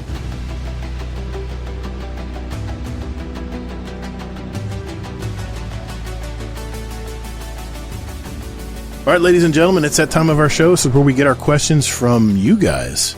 And we're going to start out with our questions. Every week, if I have a new guest on, I post usually in an announcements channel, I say, hey, so-and-so is going to be on this week. And if you have any questions for him or her, I create a separate channel in our podcast questions part of our Discord. And you can enter questions in there for our guest. And we're going to start there first. So we're going to start with this. Steel Zealot, one of our new patrons, question for the show. Thoughts on seasonal content, activities, feedback so far on 2 acts. Loot drops sufficient? Well, I think we kind of summarized that, didn't we, just a few minutes ago? Yep. I do have to say that one thing that really bothers me, though, is you cannot get the red borders for the 2 new weapons until you actually upgrade it. And I think that's going to be next week. Yeah, I'm loving the new weapons. Don't get me wrong. I love Vexy-looking weapons. I mean, the Garden of Salvation raid, by far, to me, are my favorite weapons. They sound good. They look good. They're sleek looking. They're futuristic. I mean, they're great looking weapons. And these I like too. My only complaint with the new seasonal weapons is they're a little big on the screen. Would have been nice if they were just a little bit smaller so they didn't take up so much of my eyesight, my eye space when I'm carrying the weapon. So that's my only complaint there. He also follows up with another question. He goes, I don't know if you guys are extensively interested in the inner workings of the game, but what are your thoughts on Axis Studios shutting down? Do you think it will hinder or improve future cinematics? When I saw this question, I didn't even know this. I thought they did a bunch of stuff for other game studios, but it turns out that Axis Studios created animation for Bungie on multiple products. Destiny 2 Curse of Osiris, Rise of Iron, and Lightfall. And Axis has been working with them on that stuff. And, this week they closed because they simply said, we just don't have enough business. So 167 employees lost their job this week. I think they kept 4 on to, wind things down for the studio. So yeah, that is sad news. But what do you think? Do you have an answer for that question? I think that's crazy because, a lot of their artwork is actually pretty good. I like some of their cutscenes and stuff like that. Especially, what was it? Some of the ones in Nightfall were actually pretty good. I actually like some of those, even though I don't really like Nightfall too much because I felt like it lacked something. But yeah, their cinematics are actually pretty good. The cutscenes were really good. I like that, and it sucks that they're shutting down. Now we're gonna see. It's gonna be maybe that's why we had this cutscene that made no sense. Could be. It could be. Steel's out. I don't know. I don't know how it'll affect. I guess we'll find out in the future here, if the cutscenes do suffer or if someone else steps in to do them for, Bungie. I don't know.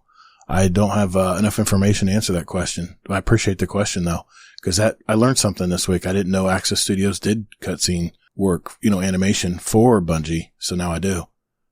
Oh, you got a schnauzer. I used to have a schnauzer. Oh, no. Not a schnauzer? He's a Yorkie. Oh, it's a Yorkie. Oh, it just looks bigger on the screen. Don't let Yorkies fool you. There are some vicious dogs. They can be vicious. They can protect your house very well. I was walking into a bedroom one time and, there was a Yorkie on the bed, but I didn't see it. It was perfectly still. Let me walk right by it. Didn't bark one bit. Went into the bathroom to treat the people, the client's bathroom. They gave me a key, by the way, to get in. Soon as I turned around, the dog would not let me out of the bedroom.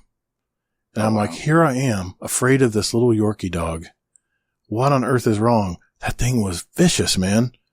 It was, it's a very good guard dog. I mean, yeah, okay. It's not gonna run down a thief, but it was very good in it. It's a very intimidating little dog. Don't at me, guys.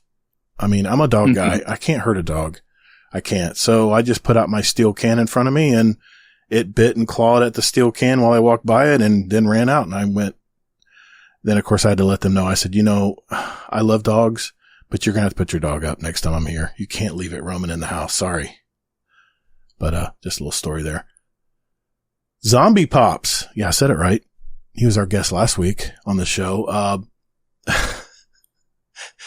This is an inside joke, but question for the show, favorite hard candy? I would have to say lightsabers. Oh, okay. Yeah, that's good. That's good. That's a solid hard candy. I laughed because when he was on the show last week, I heard some crinkling noise. I'm like, dude, what is that? I can't, there's something going on in the mic. What is that? He goes, oh, sorry, I'm getting a Werther's. I'm like, dude, my man, liking the Werther's. And he's younger than me. So suck it, all you out there that make fun of us aficionados who love our hard candies. So yeah, there you go. Thanks for the question, Zombie Pops. Great show last week, by the way, brother. All right. Next is the original Jimmy Rayner. Question for the show. Who is the most attractive Hugh Jackman? Now, this is an important question. Who is the most attractive Hugh Jackman? I would have to say him in the Logan movie. He was older and he looked like he was beat up and beat down, but he still had like that physique. Still made it look good. I think that was one of his best looks. I haven't seen the new Deadpool and Wolverine yet, so I haven't either. That could make some changes. He does look good in a superhero, uniform. I get that. Logan, he did look decent. Logan, I agree. I tell you, I didn't. No, I can't answer that. No one will ever let me live it down. I can't answer that. I can't mention that, possible musical he was in. Oh, I know what you're talking about. Don't say it. Don't say it. What about Deception? 2008. Oh, Deception. Yeah. He looked good in that one. Yeah, he was a younger version of him too. I'm going to go with that one. Deception. That was a good movie too. Thanks, Jimmy Rayner. One from Dorath. Oh boy. Do I really have to answer this question? Question for the show. Now that Ikora said the witness is dead, can we finally put the nail in the coffin of the witness may not be dead theory? Honestly, the work Bungie had to do to put that one line in because they heard that one guardian believes the witness might still be out there. Not mentioning any names. Cough, Gator, cough. Yeah, okay. All right. Here, for the record, now that Ikora, which I adore Ikora, if she says the witness is dead, then I will concede the witness is now no longer with us. Well, they did confirm it in the Act 2 live show. They did say the witness is dead. I know. You weren't supposed to say that, man. You're not supposed to add wood to the fire, man. Come on. Okay. Thanks, Dorath. Tajo Trade. Question for the show. Do you like or dislike the new perks in the artifact? Also, how do you feel about them not providing 1 or 2 additional points for us to use? I really expected an additional 1 or 2 points since we were getting a new row. We kind of talked about this, but you want to share your thoughts on that again? Yeah, I actually liked a few of the new perks. They're actually pretty good. They work better with Whisper of the Worm. They do work really good with Still Hunt, but I feel Whisper, since Whisper is there's nothing done to Whisper, that it actually hits harder and it's actually a lot better on Whisper. I do agree we should at least got, I think we should have got 2 to 3 more points for us to, dabble in it a little bit. I wish that, like you said earlier, Gator, I remember those days when they let us have the whole artifact. They need to bring that back. Let us, I don't know. It just seems like a lot of fancy dance work that we don't need to be doing to, refund one and move it over to another and refund the last one and move it over to another. It just seems like a pain in the butt. And, I know they were probably worried about power creep, about people adding too many artifacts, all at once onto one character. I kind of understand that a little bit, but, just design your artifacts better if you're worried about that, You can do a lot of stuff that doesn't have to be, doesn't have to stack on other things. It's like last season where they had solo operative. Mm-hmm. I had to keep on taking it on and off. Yeah. So whenever I was doing stuff with people, I would take it off and put a different mod, different perk, and then I would go back and put it back. I never took it off. I was lazy. I never took it off. I kept switching it for the rockets. The was it Overload rockets? I remember that one. Yeah, that is an important one. Especially in higher end stuff like like high level strikes and stuff. Yeah. I'm not a fan. Definitely not a fan that the fact they don't give us 1 or 2 more points to unlock them. Scavenger mods is the only one that was general that helped everyone. And the fact that I don't use snipers in Crucible anymore until they improve the sandbox for sniper rifles, that really has no effect, no bearing on my gameplay. I'm still going to use what I want to use, and Bungie cannot make me play the way they want me to. So, there you go. Thanks, Tajo Trade. Jimmy Rayner has another question here. What is your opinion on having double pop-ups for Season Pass level? I am currently Season Pass level 121 and 117. What do you enjoy more, the battlegrounds or the other activity? With the Witness getting laid down solo, what was your experience on the Witness and raids encounters? And for Gator, when will we see you do a final hit on the Witness chest in the raid? Well, he has one more question. We'll stop with those. I have not finished the raid yet.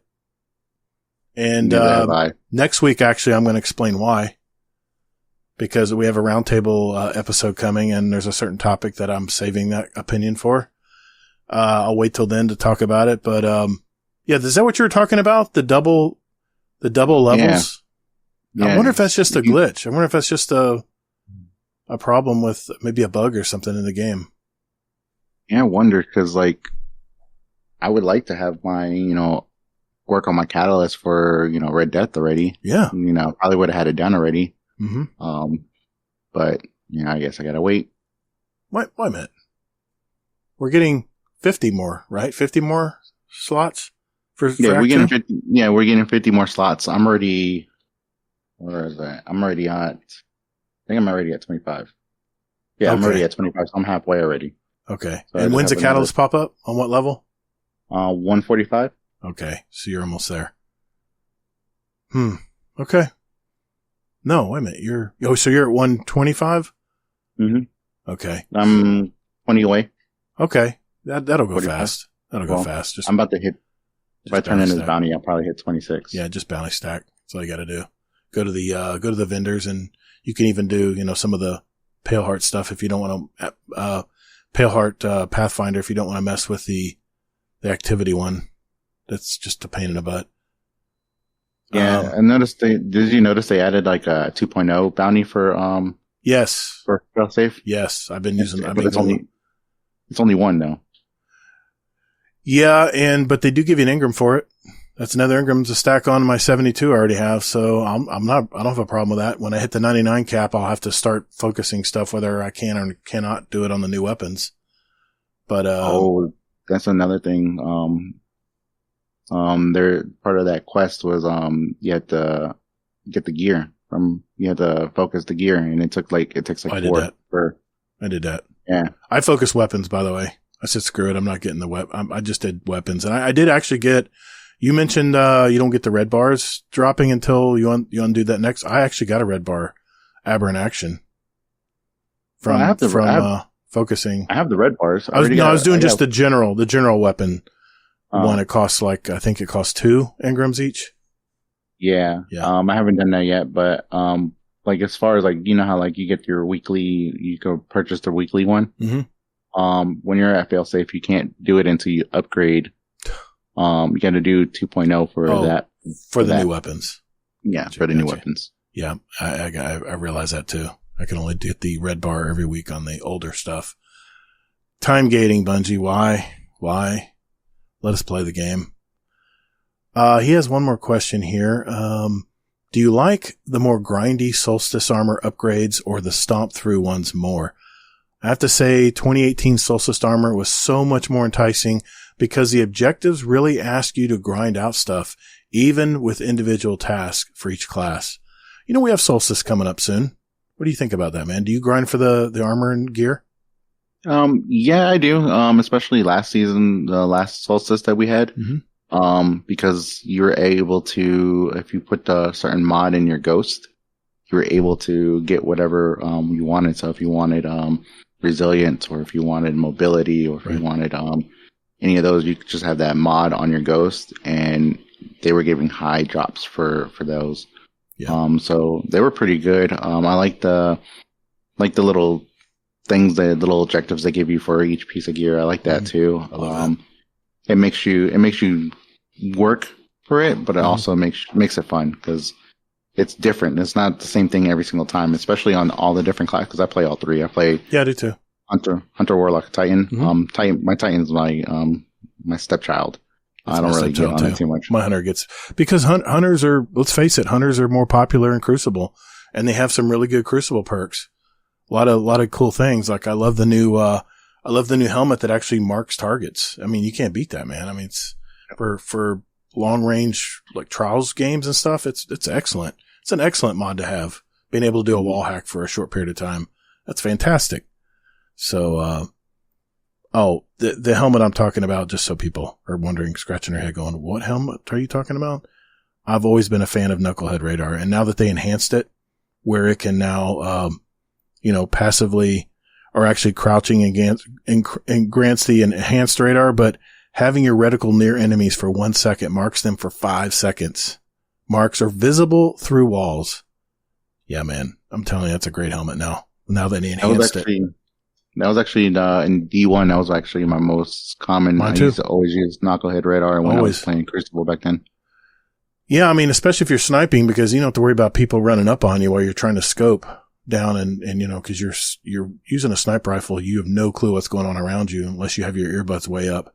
So it was nice to be able to have that peripheral vision while you were aiming down sights. So it's a great helmet. Escuse has a question here. He's one of our newer members. Question for the both of you. Imagine you're on a 10-hour road trip and your car stereo doesn't turn off and the volume is stuck on full blast. The same song plays on repeat over and over again during the whole trip. If you were able to choose, what song would you want it to be? So many songs to choose from there. So many. And I recently just started listening to country music about 2 years ago. But I would actually go to a group called D12. Okay. Purple Pills. I like that song so much. Okay. And I could listen to it over and over and over again. It's got a catchy tune, so I could listen to that, but yeah.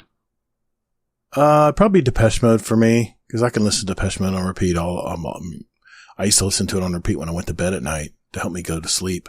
And you're thinking club music, or, high energy pop music to get you to go to sleep. It's just the synthesizers, man. I just love synthesizers. In Your Eyes would probably be the song I'd pick for that. The Violator album, just the best album they ever put out. I haven't seen an album that beats it yet. Finally, the questions for us are you, basically in ACL. Salt has, so now that we're on Act 2 and the honeymoon phase is wearing out, how is the game feeling besides the mess Iron Banner tribute last week? Have you started to feel burnout yet? So me and Salt talked yesterday about Tribute, and we both agreed that Tribute's a horrible game mode. That's and terrible. I know you agree too. It's terrible. But I don't know. It just feels like with Act 2, it just feels like they lost me a little bit. Not too much, because I like the new sidearm. I love the way the sight opens up and everything like that. I love that little feature that they did. I wish they could do that on more weapons, give them little cool things that they do. But story-wise, for the Echoes, I'm kind of like, do I really want to continue the rest of the story? So I don't know how I feel about the story, but everything else, I'm still into it. I already maxed out my pinnacle, so I'm already up with all my pinnacle gear and everything like that. So I'm still grinding pinnacles because I want to upgrade more weapons. Of course. But, Do you think this will be the last time we have to get power since they're ending on 2000? Maybe, how I did last time where we were stuck at what was it, 1810? Yeah. We were stuck at 1810 for forever. Yeah. I think this might be the last time for a while. Who knows with the further, the next one that they posted out there. What is it? It was, The next episode? not the next episode, but what they said after Frontiers or whatever. Frontiers, yeah. Frontiers. Yeah, maybe they might that. increase it again. Okay. Maybe. Okay. I'm going to try to say this name. Hold on a sec. I got to close my door first.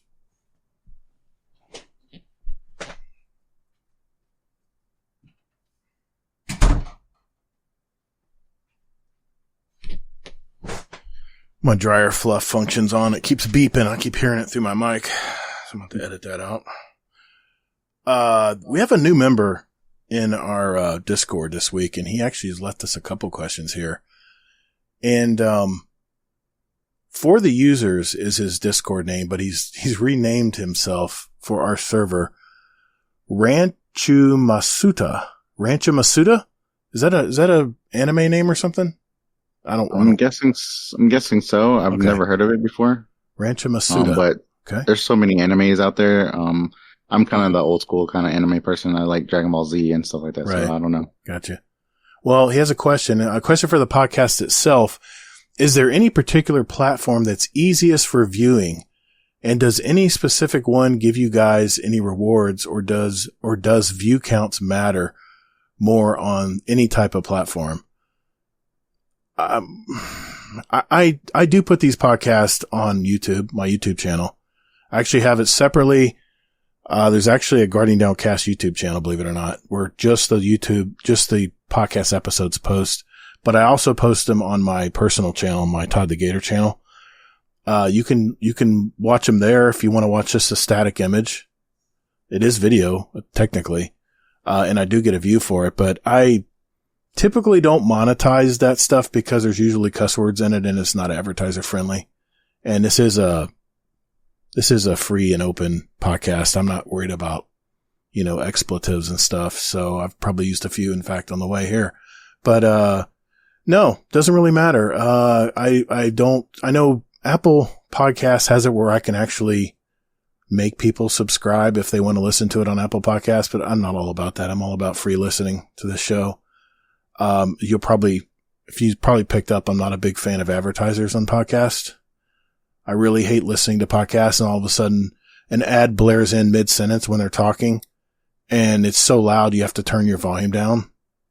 I just don't get that stuff. That just ruins podcasts for me. And every time I hear one, it makes me not want to listen to that podcast as much as I do like it. So I'm very big on not having those advertisers. What that reminded me of? Remember how like at late night they would show all these like weird commercials at night and they would be like super loud. Like because they knew people were sleeping. Whatever you were watching was like really low, and the next thing you know, it gets blaring in your ear.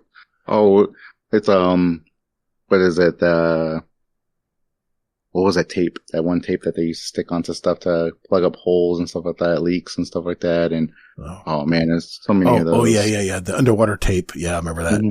I'm actually for our Patreon ads. I make my own ads, and I had a friend to do some voiceover work for me, a woman I know, and she gave me all the raw content. And what I'm going to try to do, just because I know people, I don't know if people dig it or not, but it's fun for me. It's a nice little creative outlet for me. Is I'm reliving all of my childhood ads that I watched on TV because I'm a child of the 80s. I watched tons of TV after school, and I've already done one about car sales, those yelling car sales ads. I've done one about the stain removers, but I have two other ideas I'm going to be coming out with that I haven't made them yet, but I'm going to make them. So stay tuned.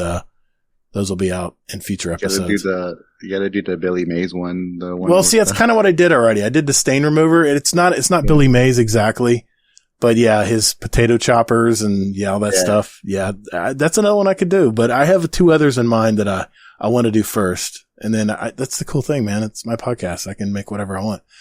I tell you, if you really want to help the podcast out, Ranchu Masuda, if you go to our website and actually click and use the player that's on our website, it'll actually help give us some Google juice so we can be more discoverable. So if you're going to listen it to any way, that would probably be the way through your PC, or I guess you can use your Google, any of your browsers on your phone too, and listen to our podcast. The player's right there. You can play it anytime, pause it, come back, whatever. that will create some more Google juice for our website, which is guardiandowncast.com. So, there you go. He did say this. He goes, I'm checking it out on iOS podcast and started listening to episode 0 and halfway through the pilot. Loving it so far. So reminiscent of the 2019's Quest and the OG Tribute Hall and that effing terrible grind. This is good stuff, and I'll be listening to it till I catch up to episode 259.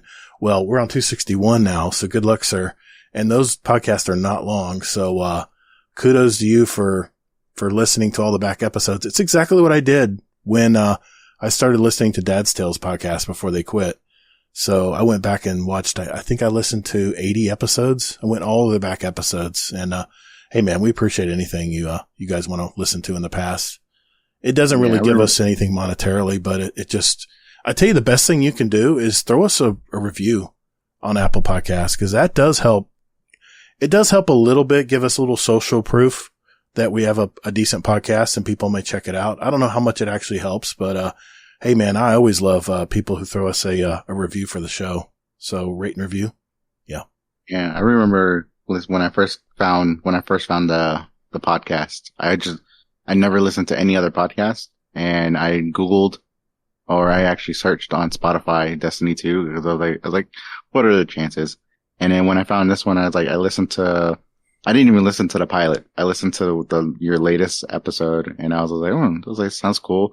I heard Hazel say, "Motherfucker, please," and I was like, okay, I'm sold. So I was like, I gotta go back and listen to all of them. So I started listening to all of them, and I made it part of my commute. So my commute was long. I don't really commute anymore, but right. My commute used to be like a 26-minute drive. So I would listen to it, and then whenever I would go see my girlfriend, that was my commute, I was listening to that. And then whenever I pick her up, then I turn it off. It'd be like, okay, I don't think you want to listen to that. Yeah, dude, I'm just happy people listen, to be honest. And hey, Hazel and Easy, we had some good times in the past, and things change and people change, and I'm still carrying the torch, and I may still have a co-host down the road. I don't know yet. I'm kind of leaving my options open, I'm not in any hurry to grab a co-host. And hey, whoever decides to be co-host of the show, it takes a lot of commitment, man. And, I've had some people reach out that want to throw their hat in the ring to co-host, and I don't know. I'm just, I'm just very, not guarded, but I'm just very, I just want to be very thorough that whoever would want to co-host every week with me on the show, one, we'd have to gel. We'd have to have good chemistry. And two, it's a commitment, man. I have never missed a show in 5 years. 260. Do the math. 52 weeks times 5 years is 260. I have not missed a show. In fact, I might have had an extra episode one time on Crucible. But, yeah. Rate and review. I know I hate when people say that, but, rate and review the show. If you're really enjoying the show, I'll see that review and that rating. So yeah, it's be a way you can reach out and say you like the show. We have another question here from our Destiny question channel from MJ2. It's a question for the show.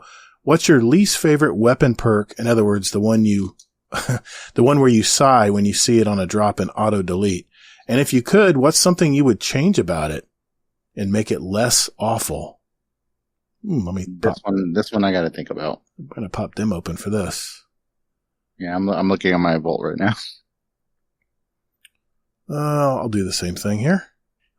Weapon perk that I do not like, and I immediately, if it's a PvP weapon, I'll go for my PvP, overview here.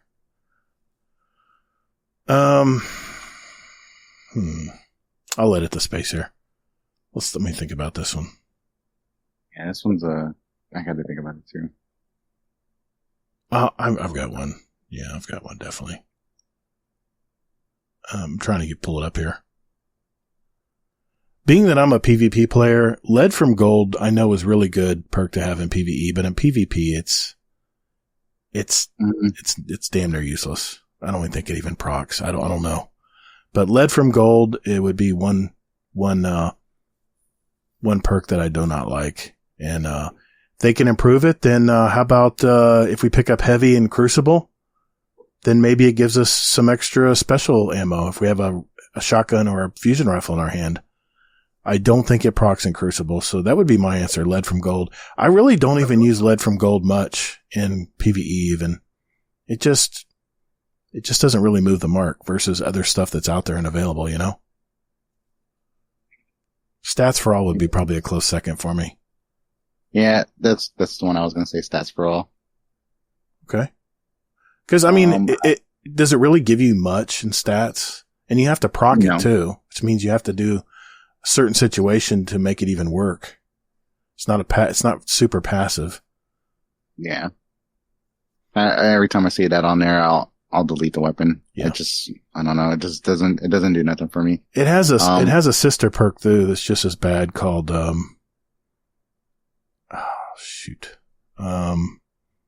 starts with a W, I think. It's very similar to stats for all, but it's for super energy, I think. Is it Wellspring? Wellspring.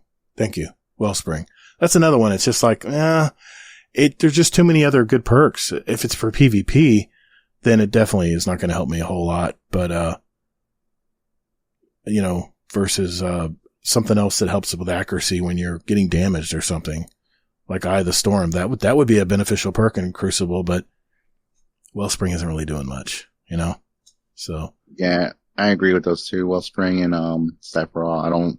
Every time I see that on any weapon because I play more PvP than I do anything else. And when I play Gambit, I'm invading, so I use PvP weapons. Yep. When I invade. So what you gotta do. You gotta keep that mindset when you're invading. It's just like playing a Crucible game. Except people can see you. Okay, we got some non-Destiny questions here, and I'm just going to rapid fire these. We have several of them here. This is from Odo Yukamura. Question for the show. What is the fastest way to bathe? Bath, shower, sink and washcloth, or high school style Axe body spray? Oh, God. They have the all body deodorants now. Did you hear about see that stuff coming out? Oh, yeah. Yeah. He forgot baby wipes, but okay. Yeah, good point. That's an added one. What would you think? What would be the fastest way to bathe? It's going to be shower for me because I can get a really quick shower if I need to. No, for me, I like to take like if it's a hot water running down, but yeah, I take long. Probably a sink would be the quickest. Okay. For me. Yeah. I mean, all you gotta get your armpits and your face and your ears and done. Maybe another area too. We'll keep it to ourselves. Hades has a question here. Question for the show. How far do you think it would take a squirrel to fall to its death? This is Fun Facts with Hades, and he actually gives the answer here. How far do you think it would take a squirrel to fall to its death? I've seen a squirrel fall from 3 stories high. So and it continued running off as soon as it hit the ground. It hit hard too. So I'm not sure because squirrels are, they surprise me, especially I remember seeing a meme where the squirrel got his, testicles stuck in a fence and it still got out and it was still running around even though they were stuck. But, squirrels are really, really interesting. I don't know. I love the squirrels in Florida. Our squirrels are not quite as big as the ones up north because I've seen those big ones up north. They're enormous because they gotta overwinter. We don't really have winters down here. It's like a beachside community for squirrels. Our squirrels aren't as big, but man, I've seen some raggedy looking squirrels. I've seen some missing tails where something chased it at night and it escaped. You don't grow that tail back. So are they able to still climb without having that balance? I always wonder that. Hades says it is 4,800. I don't know if that's feet or meters or what. So it can starve to death. Fun Facts with Hades. Okay. Oh, wow. That's crazy. It seems like a long distance, but, okay. Oda Yukamura has another question. Question for the show. Would you accept having a forever baby face if it meant that you had to be carded everywhere you went, where a parent or guardian is required? In other words, PG-13 movie, bar, concert, etc. Well,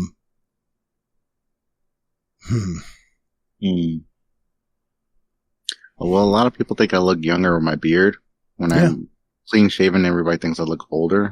Really? So yeah. Okay. And I'm not even that old. I'm like 36. Nice. So I'm not even that old.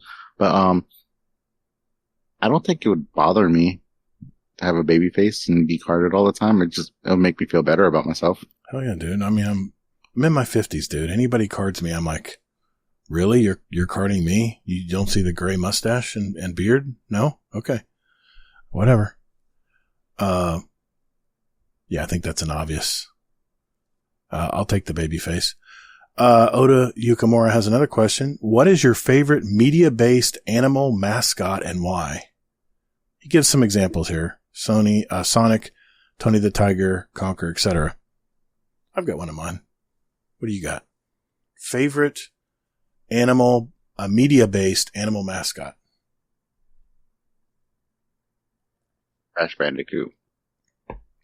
I actually thought about Crash Bandicoot because I used to love playing Crash Bandicoot games when PlayStation first came out. Yeah, that's my favorites. They recently had a recent one that came out not too long ago. I bought it and I beat it within 3 days. I mean, they're fun games. Oh, they're fantastic games, and now they're going to be part of Game Pass. I don't know what world we live in now, but I guess how did that even happen? But I guess Microsoft owns that studio now. Anyway, for me, I mean, this could be a media-based mascot, but it's Al E. Gator, the mascot for the Florida Gators. That's a good one. I mean, he's in a lot of TV commercials and stuff, so there you go. Hades has a question here. Is the dog or farmer called Bingo? I had to sing it back to myself. If I remember, it goes, a farmer once had a dog and his name was Bingo. Bingo was his name-o. Yeah. Yeah. So I think the dog's name is Bingo. Yeah, I agree. It's the dog, Hades. You know, Brett's, I don't know. Maybe they don't know. They didn't have that song sung to them when they were a kid. Maybe they're sing backwards. Cause like in the other, other cultures, and cause I'm Hispanic, other Hispanic cultures, like in Hispanic cultures, we don't say the black cat. We say it backwards. So cat of black. Cat, you know? Yeah. Gato El Negro, right? Mm-hmm. Yeah. Yeah. Original Jimmy had a question here. Do you think that after the continued success of the game TV shows like Fallout and Last of Us, that the Destiny show is more likely? I talked about this several episodes ago, but what do you think, man? You think there'll ever be a live service or a live action TV series like Fallout for Destiny? If they were to do it, it would have to be on point. I stress how Fallout. I'm rewatching Fallout again, but yeah, Fallout was amazing, and Last of Us was on point. Pedro Pascal, awesome, awesome. Yep. If they can get the people or the actors to be like the characters, easy, then it would be all amazing. You already got Cade. Cade's not going to Nathan Fillion. All you got to do is talk him into it. Sure. But that's TV trying to find the right people for like Ikora or Zavala. I think Viola Davis would do good for Ikora. Oh, yeah, I think so too. And I think Keith David would be fine for Zavala. Keith David, he's amazing. I like him. But did you see him in Nope? Did you see Nope? Yes. God, yes. I loved that first part of Nope where he was the dad on a horse. Mm-hmm. He got shot by the alien. That was just so cool, man. Well, he didn't get shot. Some shrapnel killed him. Yeah. That was a powerful scene, man. I love everything he does. He's a great actor. Oh, here's the question we talked about earlier from the original Jimmy. Question for the show: the power of one, power of two. If there is no TS in movie segment, what do you think about The Acolyte? There you go. I didn't like it. I did not like it. I felt weird about it. I was trying to give it its all. I was trying to give it, the benefit of the doubt. I liked Boba Fett more than I liked The Acolyte. And Boba Fett a lot of people didn't like Boba Fett. I'm a huge Boba Fett fan. I loved it. I'm a huge Mandalorian fan. I loved it. I did too. but I don't think it to me it just seems like they ran out of something like content, and it seems like they were like, oh, let's just go into some random direction and see if anybody picks up on it, and I didn't like it. The last episode, there was some interesting things in the last episode. I'm not gonna, spoil it because I don't know if anybody's seen it yet. Right. But there was some interesting stuff, but then there's some stuff like, really? You're like, what the heck? But if you wait towards the end, you see a great character come out and you're like, okay, it leads to another season. Mm-hmm. We don't know if it's going to be another season. No way. I don't see it. Yeah, I don't see it happening. I don't know. I mean, it got such bad flack. And, you can say Kathleen Kennedy or whatever. And I've already said this in another show. I'm not being a male chauvinist here. I have no problem if there's female characters in any movie or anything, but the story's got to be good, man. The story's got to grab me. I never really cared about these two twins, which they're not actually twins, but I won't spoil it either. Total nothing of a story. I mean, I'm not a big canon guy. I didn't read the comics. I don't know a lot of the inner workings of the Star Wars. I'm just a fan of the movies, man. I've watched it ever since I waited in line in 1978 to watch Star Wars Episode 5. So, very forgettable story. Don't really care about Force witches. I don't know what bearing that has on anything in the Star Wars universe. Don't really care. The story just didn't really grab me. And the ending for me was anticlimactic. I thought it'd be a much better ending in the story, and I was like, what? That's it? I don't know, man. I watched the last 2 episodes back to back last night, before the show tonight, because I saw that question was in there, and, not impressed, dude. Not impressed. One of those series I'll never probably remember. Yep. I'm looking forward to them doing the Darth Vader series or, doing something like that. Mm-hmm. But the only thing I like the most about Acolyte was the Sith Lord. Oh yeah. I loved it. He was amazing. His fight scene was amazing. He was actually pretty good. He looked unbeatable. And, yeah. And the helmet he wore, once we understood what that helmet was, Yeah, that's the only thing that was actually really good about it. Yep. And then we find out later who he really is. Mm-hmm. That part was interesting, but wasn't enough to drive the whole story, I don't think. Do you? No, I don't think so either. Maybe they could do a story on him, like find out his background, because if I'm not trying to do no spoilers or anything like that, because I don't know if anybody's seen it. Yeah, don't spoil it. But it's still but funny. They do, you see a relationship, between two people, and it makes me wonder what led him to go down that route. Yeah. That would be a cool story right there to find out why he became the way he did. Sure. That's, I mean, he's the enemy, and I was more intrigued about him than like you said, like anything else going on in the story. Didn't land with me. I mean, like I said, I'm pretty open-minded when it comes to Star Wars stories. I like the fact that they break out and do individual stories about certain characters of the original series. I think they should do that with Destiny. I think there should be episodes out about Ikora. We should have an episode out about, I don't know, the early years of not Crow, but, before Crow, it was, Aldrin. Aldrin. Is it Aldrin? No. Aldrin. Prince Aldrin is, Prince Aldrin. Yeah. I would love to have that's one part of the lore I loved was the lore talking about the origin of Mara and her people. And that was such a driving story. Probably one of the most interesting lore pieces I've ever read. That would be great to hear an origin story and maybe maybe a future episode if they do decide to keep going episodes.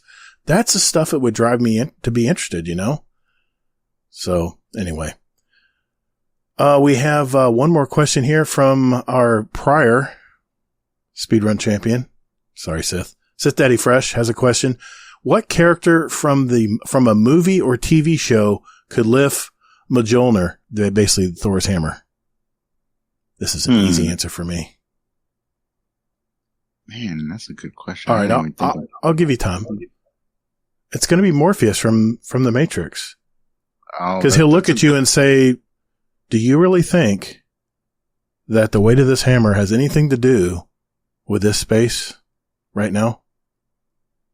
So he'd be able to easily lift it. You know what? You know, they say that you have to have a good heart and everything like that, but I think this one person, even though he was evil, he was bad, I think he could still lift it up, and I would have to go with Vader, Darth Vader. Oh, Anakin Skywalker. Okay, okay. Anakin? Okay. Yeah, he was like one of the strongest force wielders. I can see that. So that's a good answer. All right. Well, that is all of our questions. The Discord is now empty with questions, so it's up to you guys to fill those channels back up if you want us to hear a question that you have for us on the show. It's discord.gg/Guardian Downcast, and go to the podcast questions channel. And we have usually 3 different forum post areas. One is Destiny questions. One is non-Destiny questions, like life questions or something. And the third one is usually for whatever guests we have on for the week. So look out for that. But as of now, there are no questions in the Discord for the show. All right. Elmer Fudd Games. Play that intro music, sir. Oh, listen to the Guardian Downcast. Oh, it's a playlist. Yes. Oh, I've heard they've won awards for it and such. Thank you, Mr. Fudd. So this is the final segment of our show. This is where we like to pick our song for our award-winning Guardian Downcast show playlist. It's a little sample of what myself and all of our guests in the past listen to, and we invite you to listen to it as well. If you want to follow along, just search for Guardian Downcast show playlist on Spotify. It's separate from the podcast. It's now on Apple Music as well. The links are in our show description if you want to click those links and follow along. We now have 1,209 songs representing all of us and all of our past guests. It's the songs from half a decade ago, right there in a playlist. So check it out. I'll start with you, Mr. Deadpool-1-MERC. What'd you pick for tonight, man, and why? So I went with a song by Whiskey Meyer called "Bury My Bones." It was the first country song that I listened to when I was at a veterans retreat. Got to link up with a few of my buddies that I deployed with on my first deployment to Haditha, Iraq. We went to Montana. We went fly fishing, and these were guys that were severely injured. My friend Bradford lost both his legs and his eyesight. My buddy Marcus is the one that actually got me into the song and got me into this group. He never thought of it, cause I think he's like 6 foot tall, black dude, skinny black dude. And, I never figured him to listen to country music, and, he got me onto it. And, this one really touched me cause, it hits home. They talk about, bury their bones, reach out to their mother so that way the mother can do it and stuff like that. Mm-hmm. Kind of relates to what, military life is like. We want you to reach out to our families, let them know, if something bad happens or, if anything, really bad happens. But it was a really good song, and it just brings up really good memories. And, I'm looking forward to seeing them on the next retreat whenever they decide to do another retreat. My buddy Marcus has been going to Alaska. He's been going hunting and stuff like that. So very cool, man. Just got to wait for them to make up their mind on where we're going to be going next. I love it when songs have a really deep meaning for people. That's why I ask people why they pick it. So thanks for that, man. Yeah, no problem. I've been in a little bit of a mellow mood lately, with that last week's emotional 5-year show. It's been digging up kind of old memories, and my wife and I love this album from 1999. It's actually the year when my daughter was born, and we were becoming seasoned parents back in that day with my son, who was now 2 years old. So we thought we knew everything about parenthood, right? Silly rabbit. We would just lay in bed listening to this album while the kids slept. Really good times, really good memories. Very simple life back then when you don't have a lot of money and 2 kids. The artist is actually my age. He's actually 4 days older than me. He's a British musician from Sale, Cheshire, UK. I would consider his music kind of alt-rock. The album is the iconic White Ladder, which made him famous, by the way. It's the artist David Gray, and the song I chose is not one of his most popular songs, but I listened to this song so many times. It's called My Oh My. It's funny. The song can mean so many things to different people.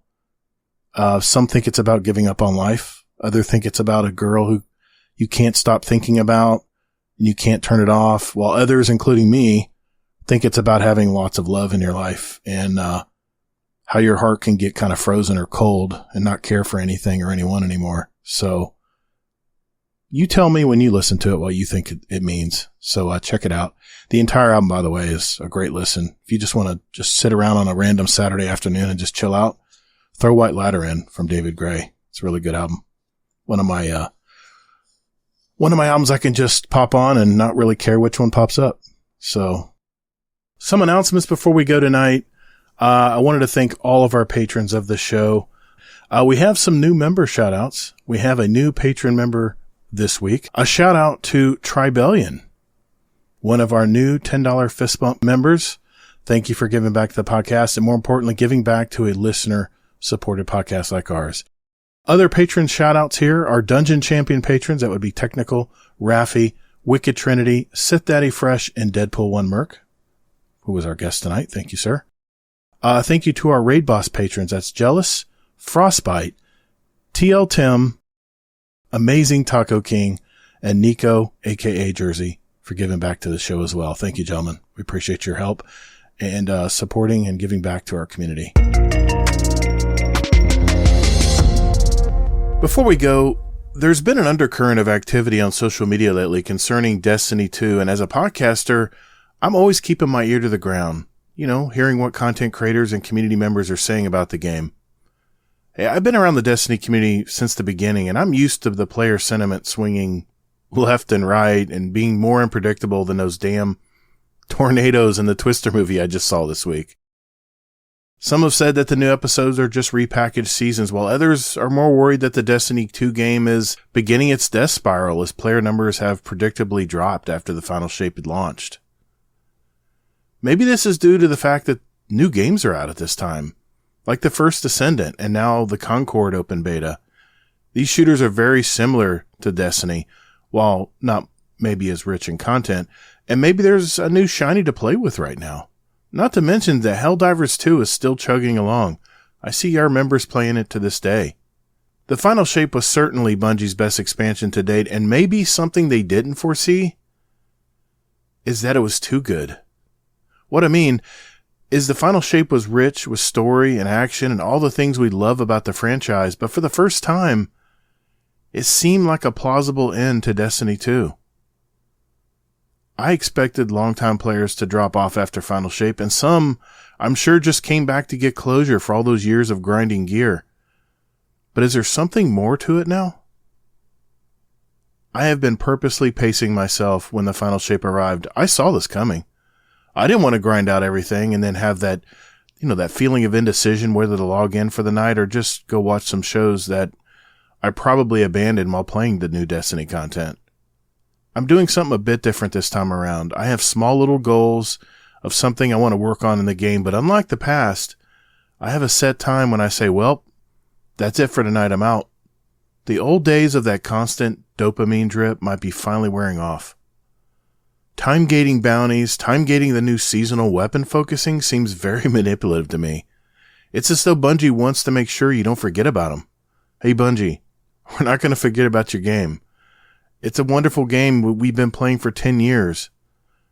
So quit putting those damn timers on bounties and quit time-gating content.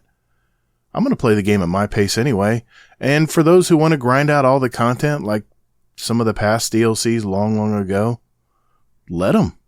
Everyone has their own ways of playing Destiny 2, and all this time-gating just makes everyone feel exhausted and exasperated. It's no wonder that so many players are flocking over to new games like the first Ascendant and Helldivers 2. I mentioned in past episodes of Guardian Downcast that Bungie was no dummy.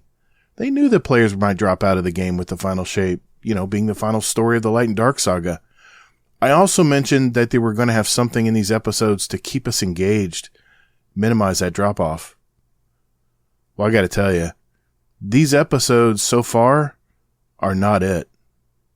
The story feels flat. I really don't even care why the Vex are being manipulated and why Saint 14 is having a moment of crisis. I don't know. I don't care. For me, it's all about the weapons and armor that I can get and, using them in other parts of the game that I do like to play. With the opening of Act 2 this week, it seemed like we were just asked to complete Battlegrounds all week to complete this week's portion of the episodic mission. Oh, you want that new specimen to unlock more XP? Well, then you better jump into Battlegrounds. Oh, you just finished the 5 Battlegrounds? Good. Now, go run more Battlegrounds and we'll see what's next. So what was driving me to grind out that damn mission? Well, this mission would create a new specimen that would increase my failsafe rep by 100%. That was worth it to me.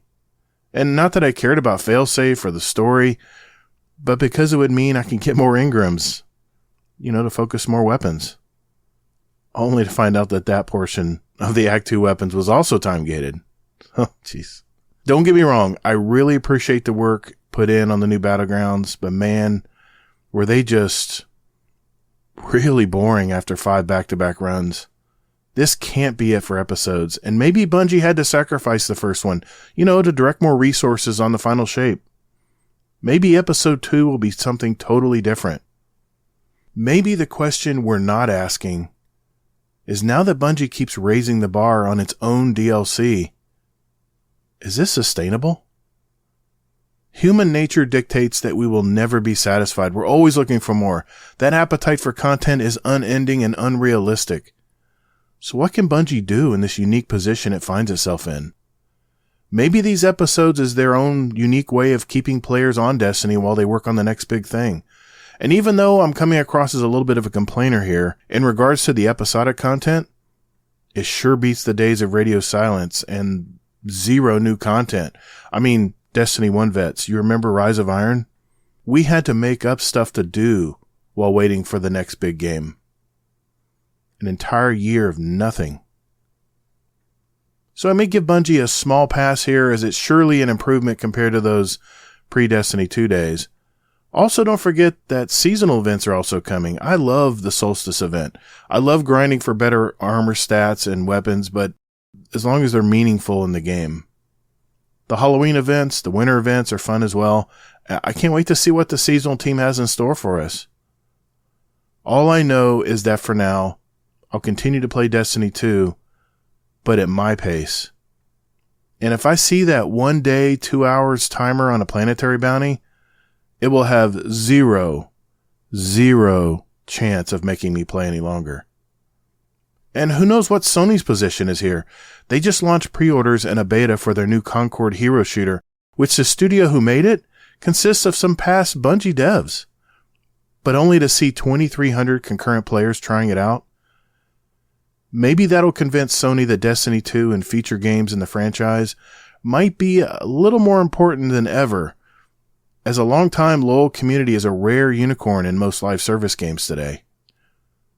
I have some very distinct thoughts about the future of the Destiny franchise in next week's Roundtable episode, and I have 3 other community members joining me, bringing their very own topics of discussion. So I hope you'll tune in next week to hear our conversation. But what do you think? What is your take on the current state of the game? Let me know. I really want to know what you have to say about it. Maybe there's something I'm missing here. In either case, head over to our Discord community at discord.gg/Guardian Downcast and enter your feedback into our Guardian Downcast show feedback channel. Hey, I want to thank Deadpool-1-MERC for joining me today, and you can find him in our Discord as Deadpool-1-MERC. And he mentioned he might be streaming on Twitch very soon, so hey, if you see him out there, give him a follow. You can find me at Todd the Gator just about everywhere. Check out my YouTube channel and my other podcast, Destiny Help Desk, where I talk about a singular topic in the Destiny game. I want to give a member shout out of the week. It's Frostbite. He just hit his 2-year anniversary in our community, and he has been on the show several times in the past.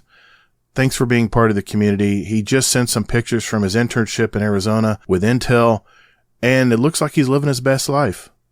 So happy for you, bud. If you want to see those pics, they're in our live channel in our Discord, by the way. Remember, as you're playing Final Shape, take breaks, get outside, and touch some grass. The original Jimmy. Hey everyone, we're Guardian Downcast. Your stories, your community, your destiny. And be good to your fellow Guardians in the Destinyverse. Defeat is not surrender, Guardian. Thank you all so very much for listening. And later, Guardian.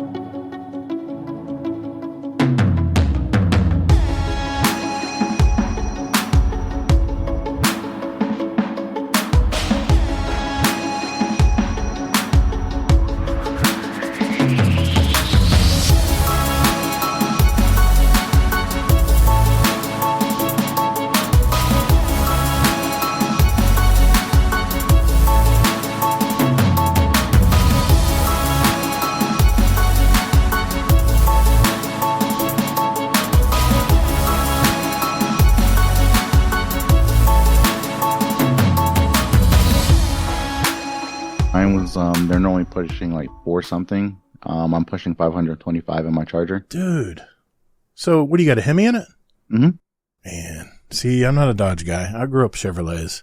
I was all about 350s and 327s and 400s and 427s and...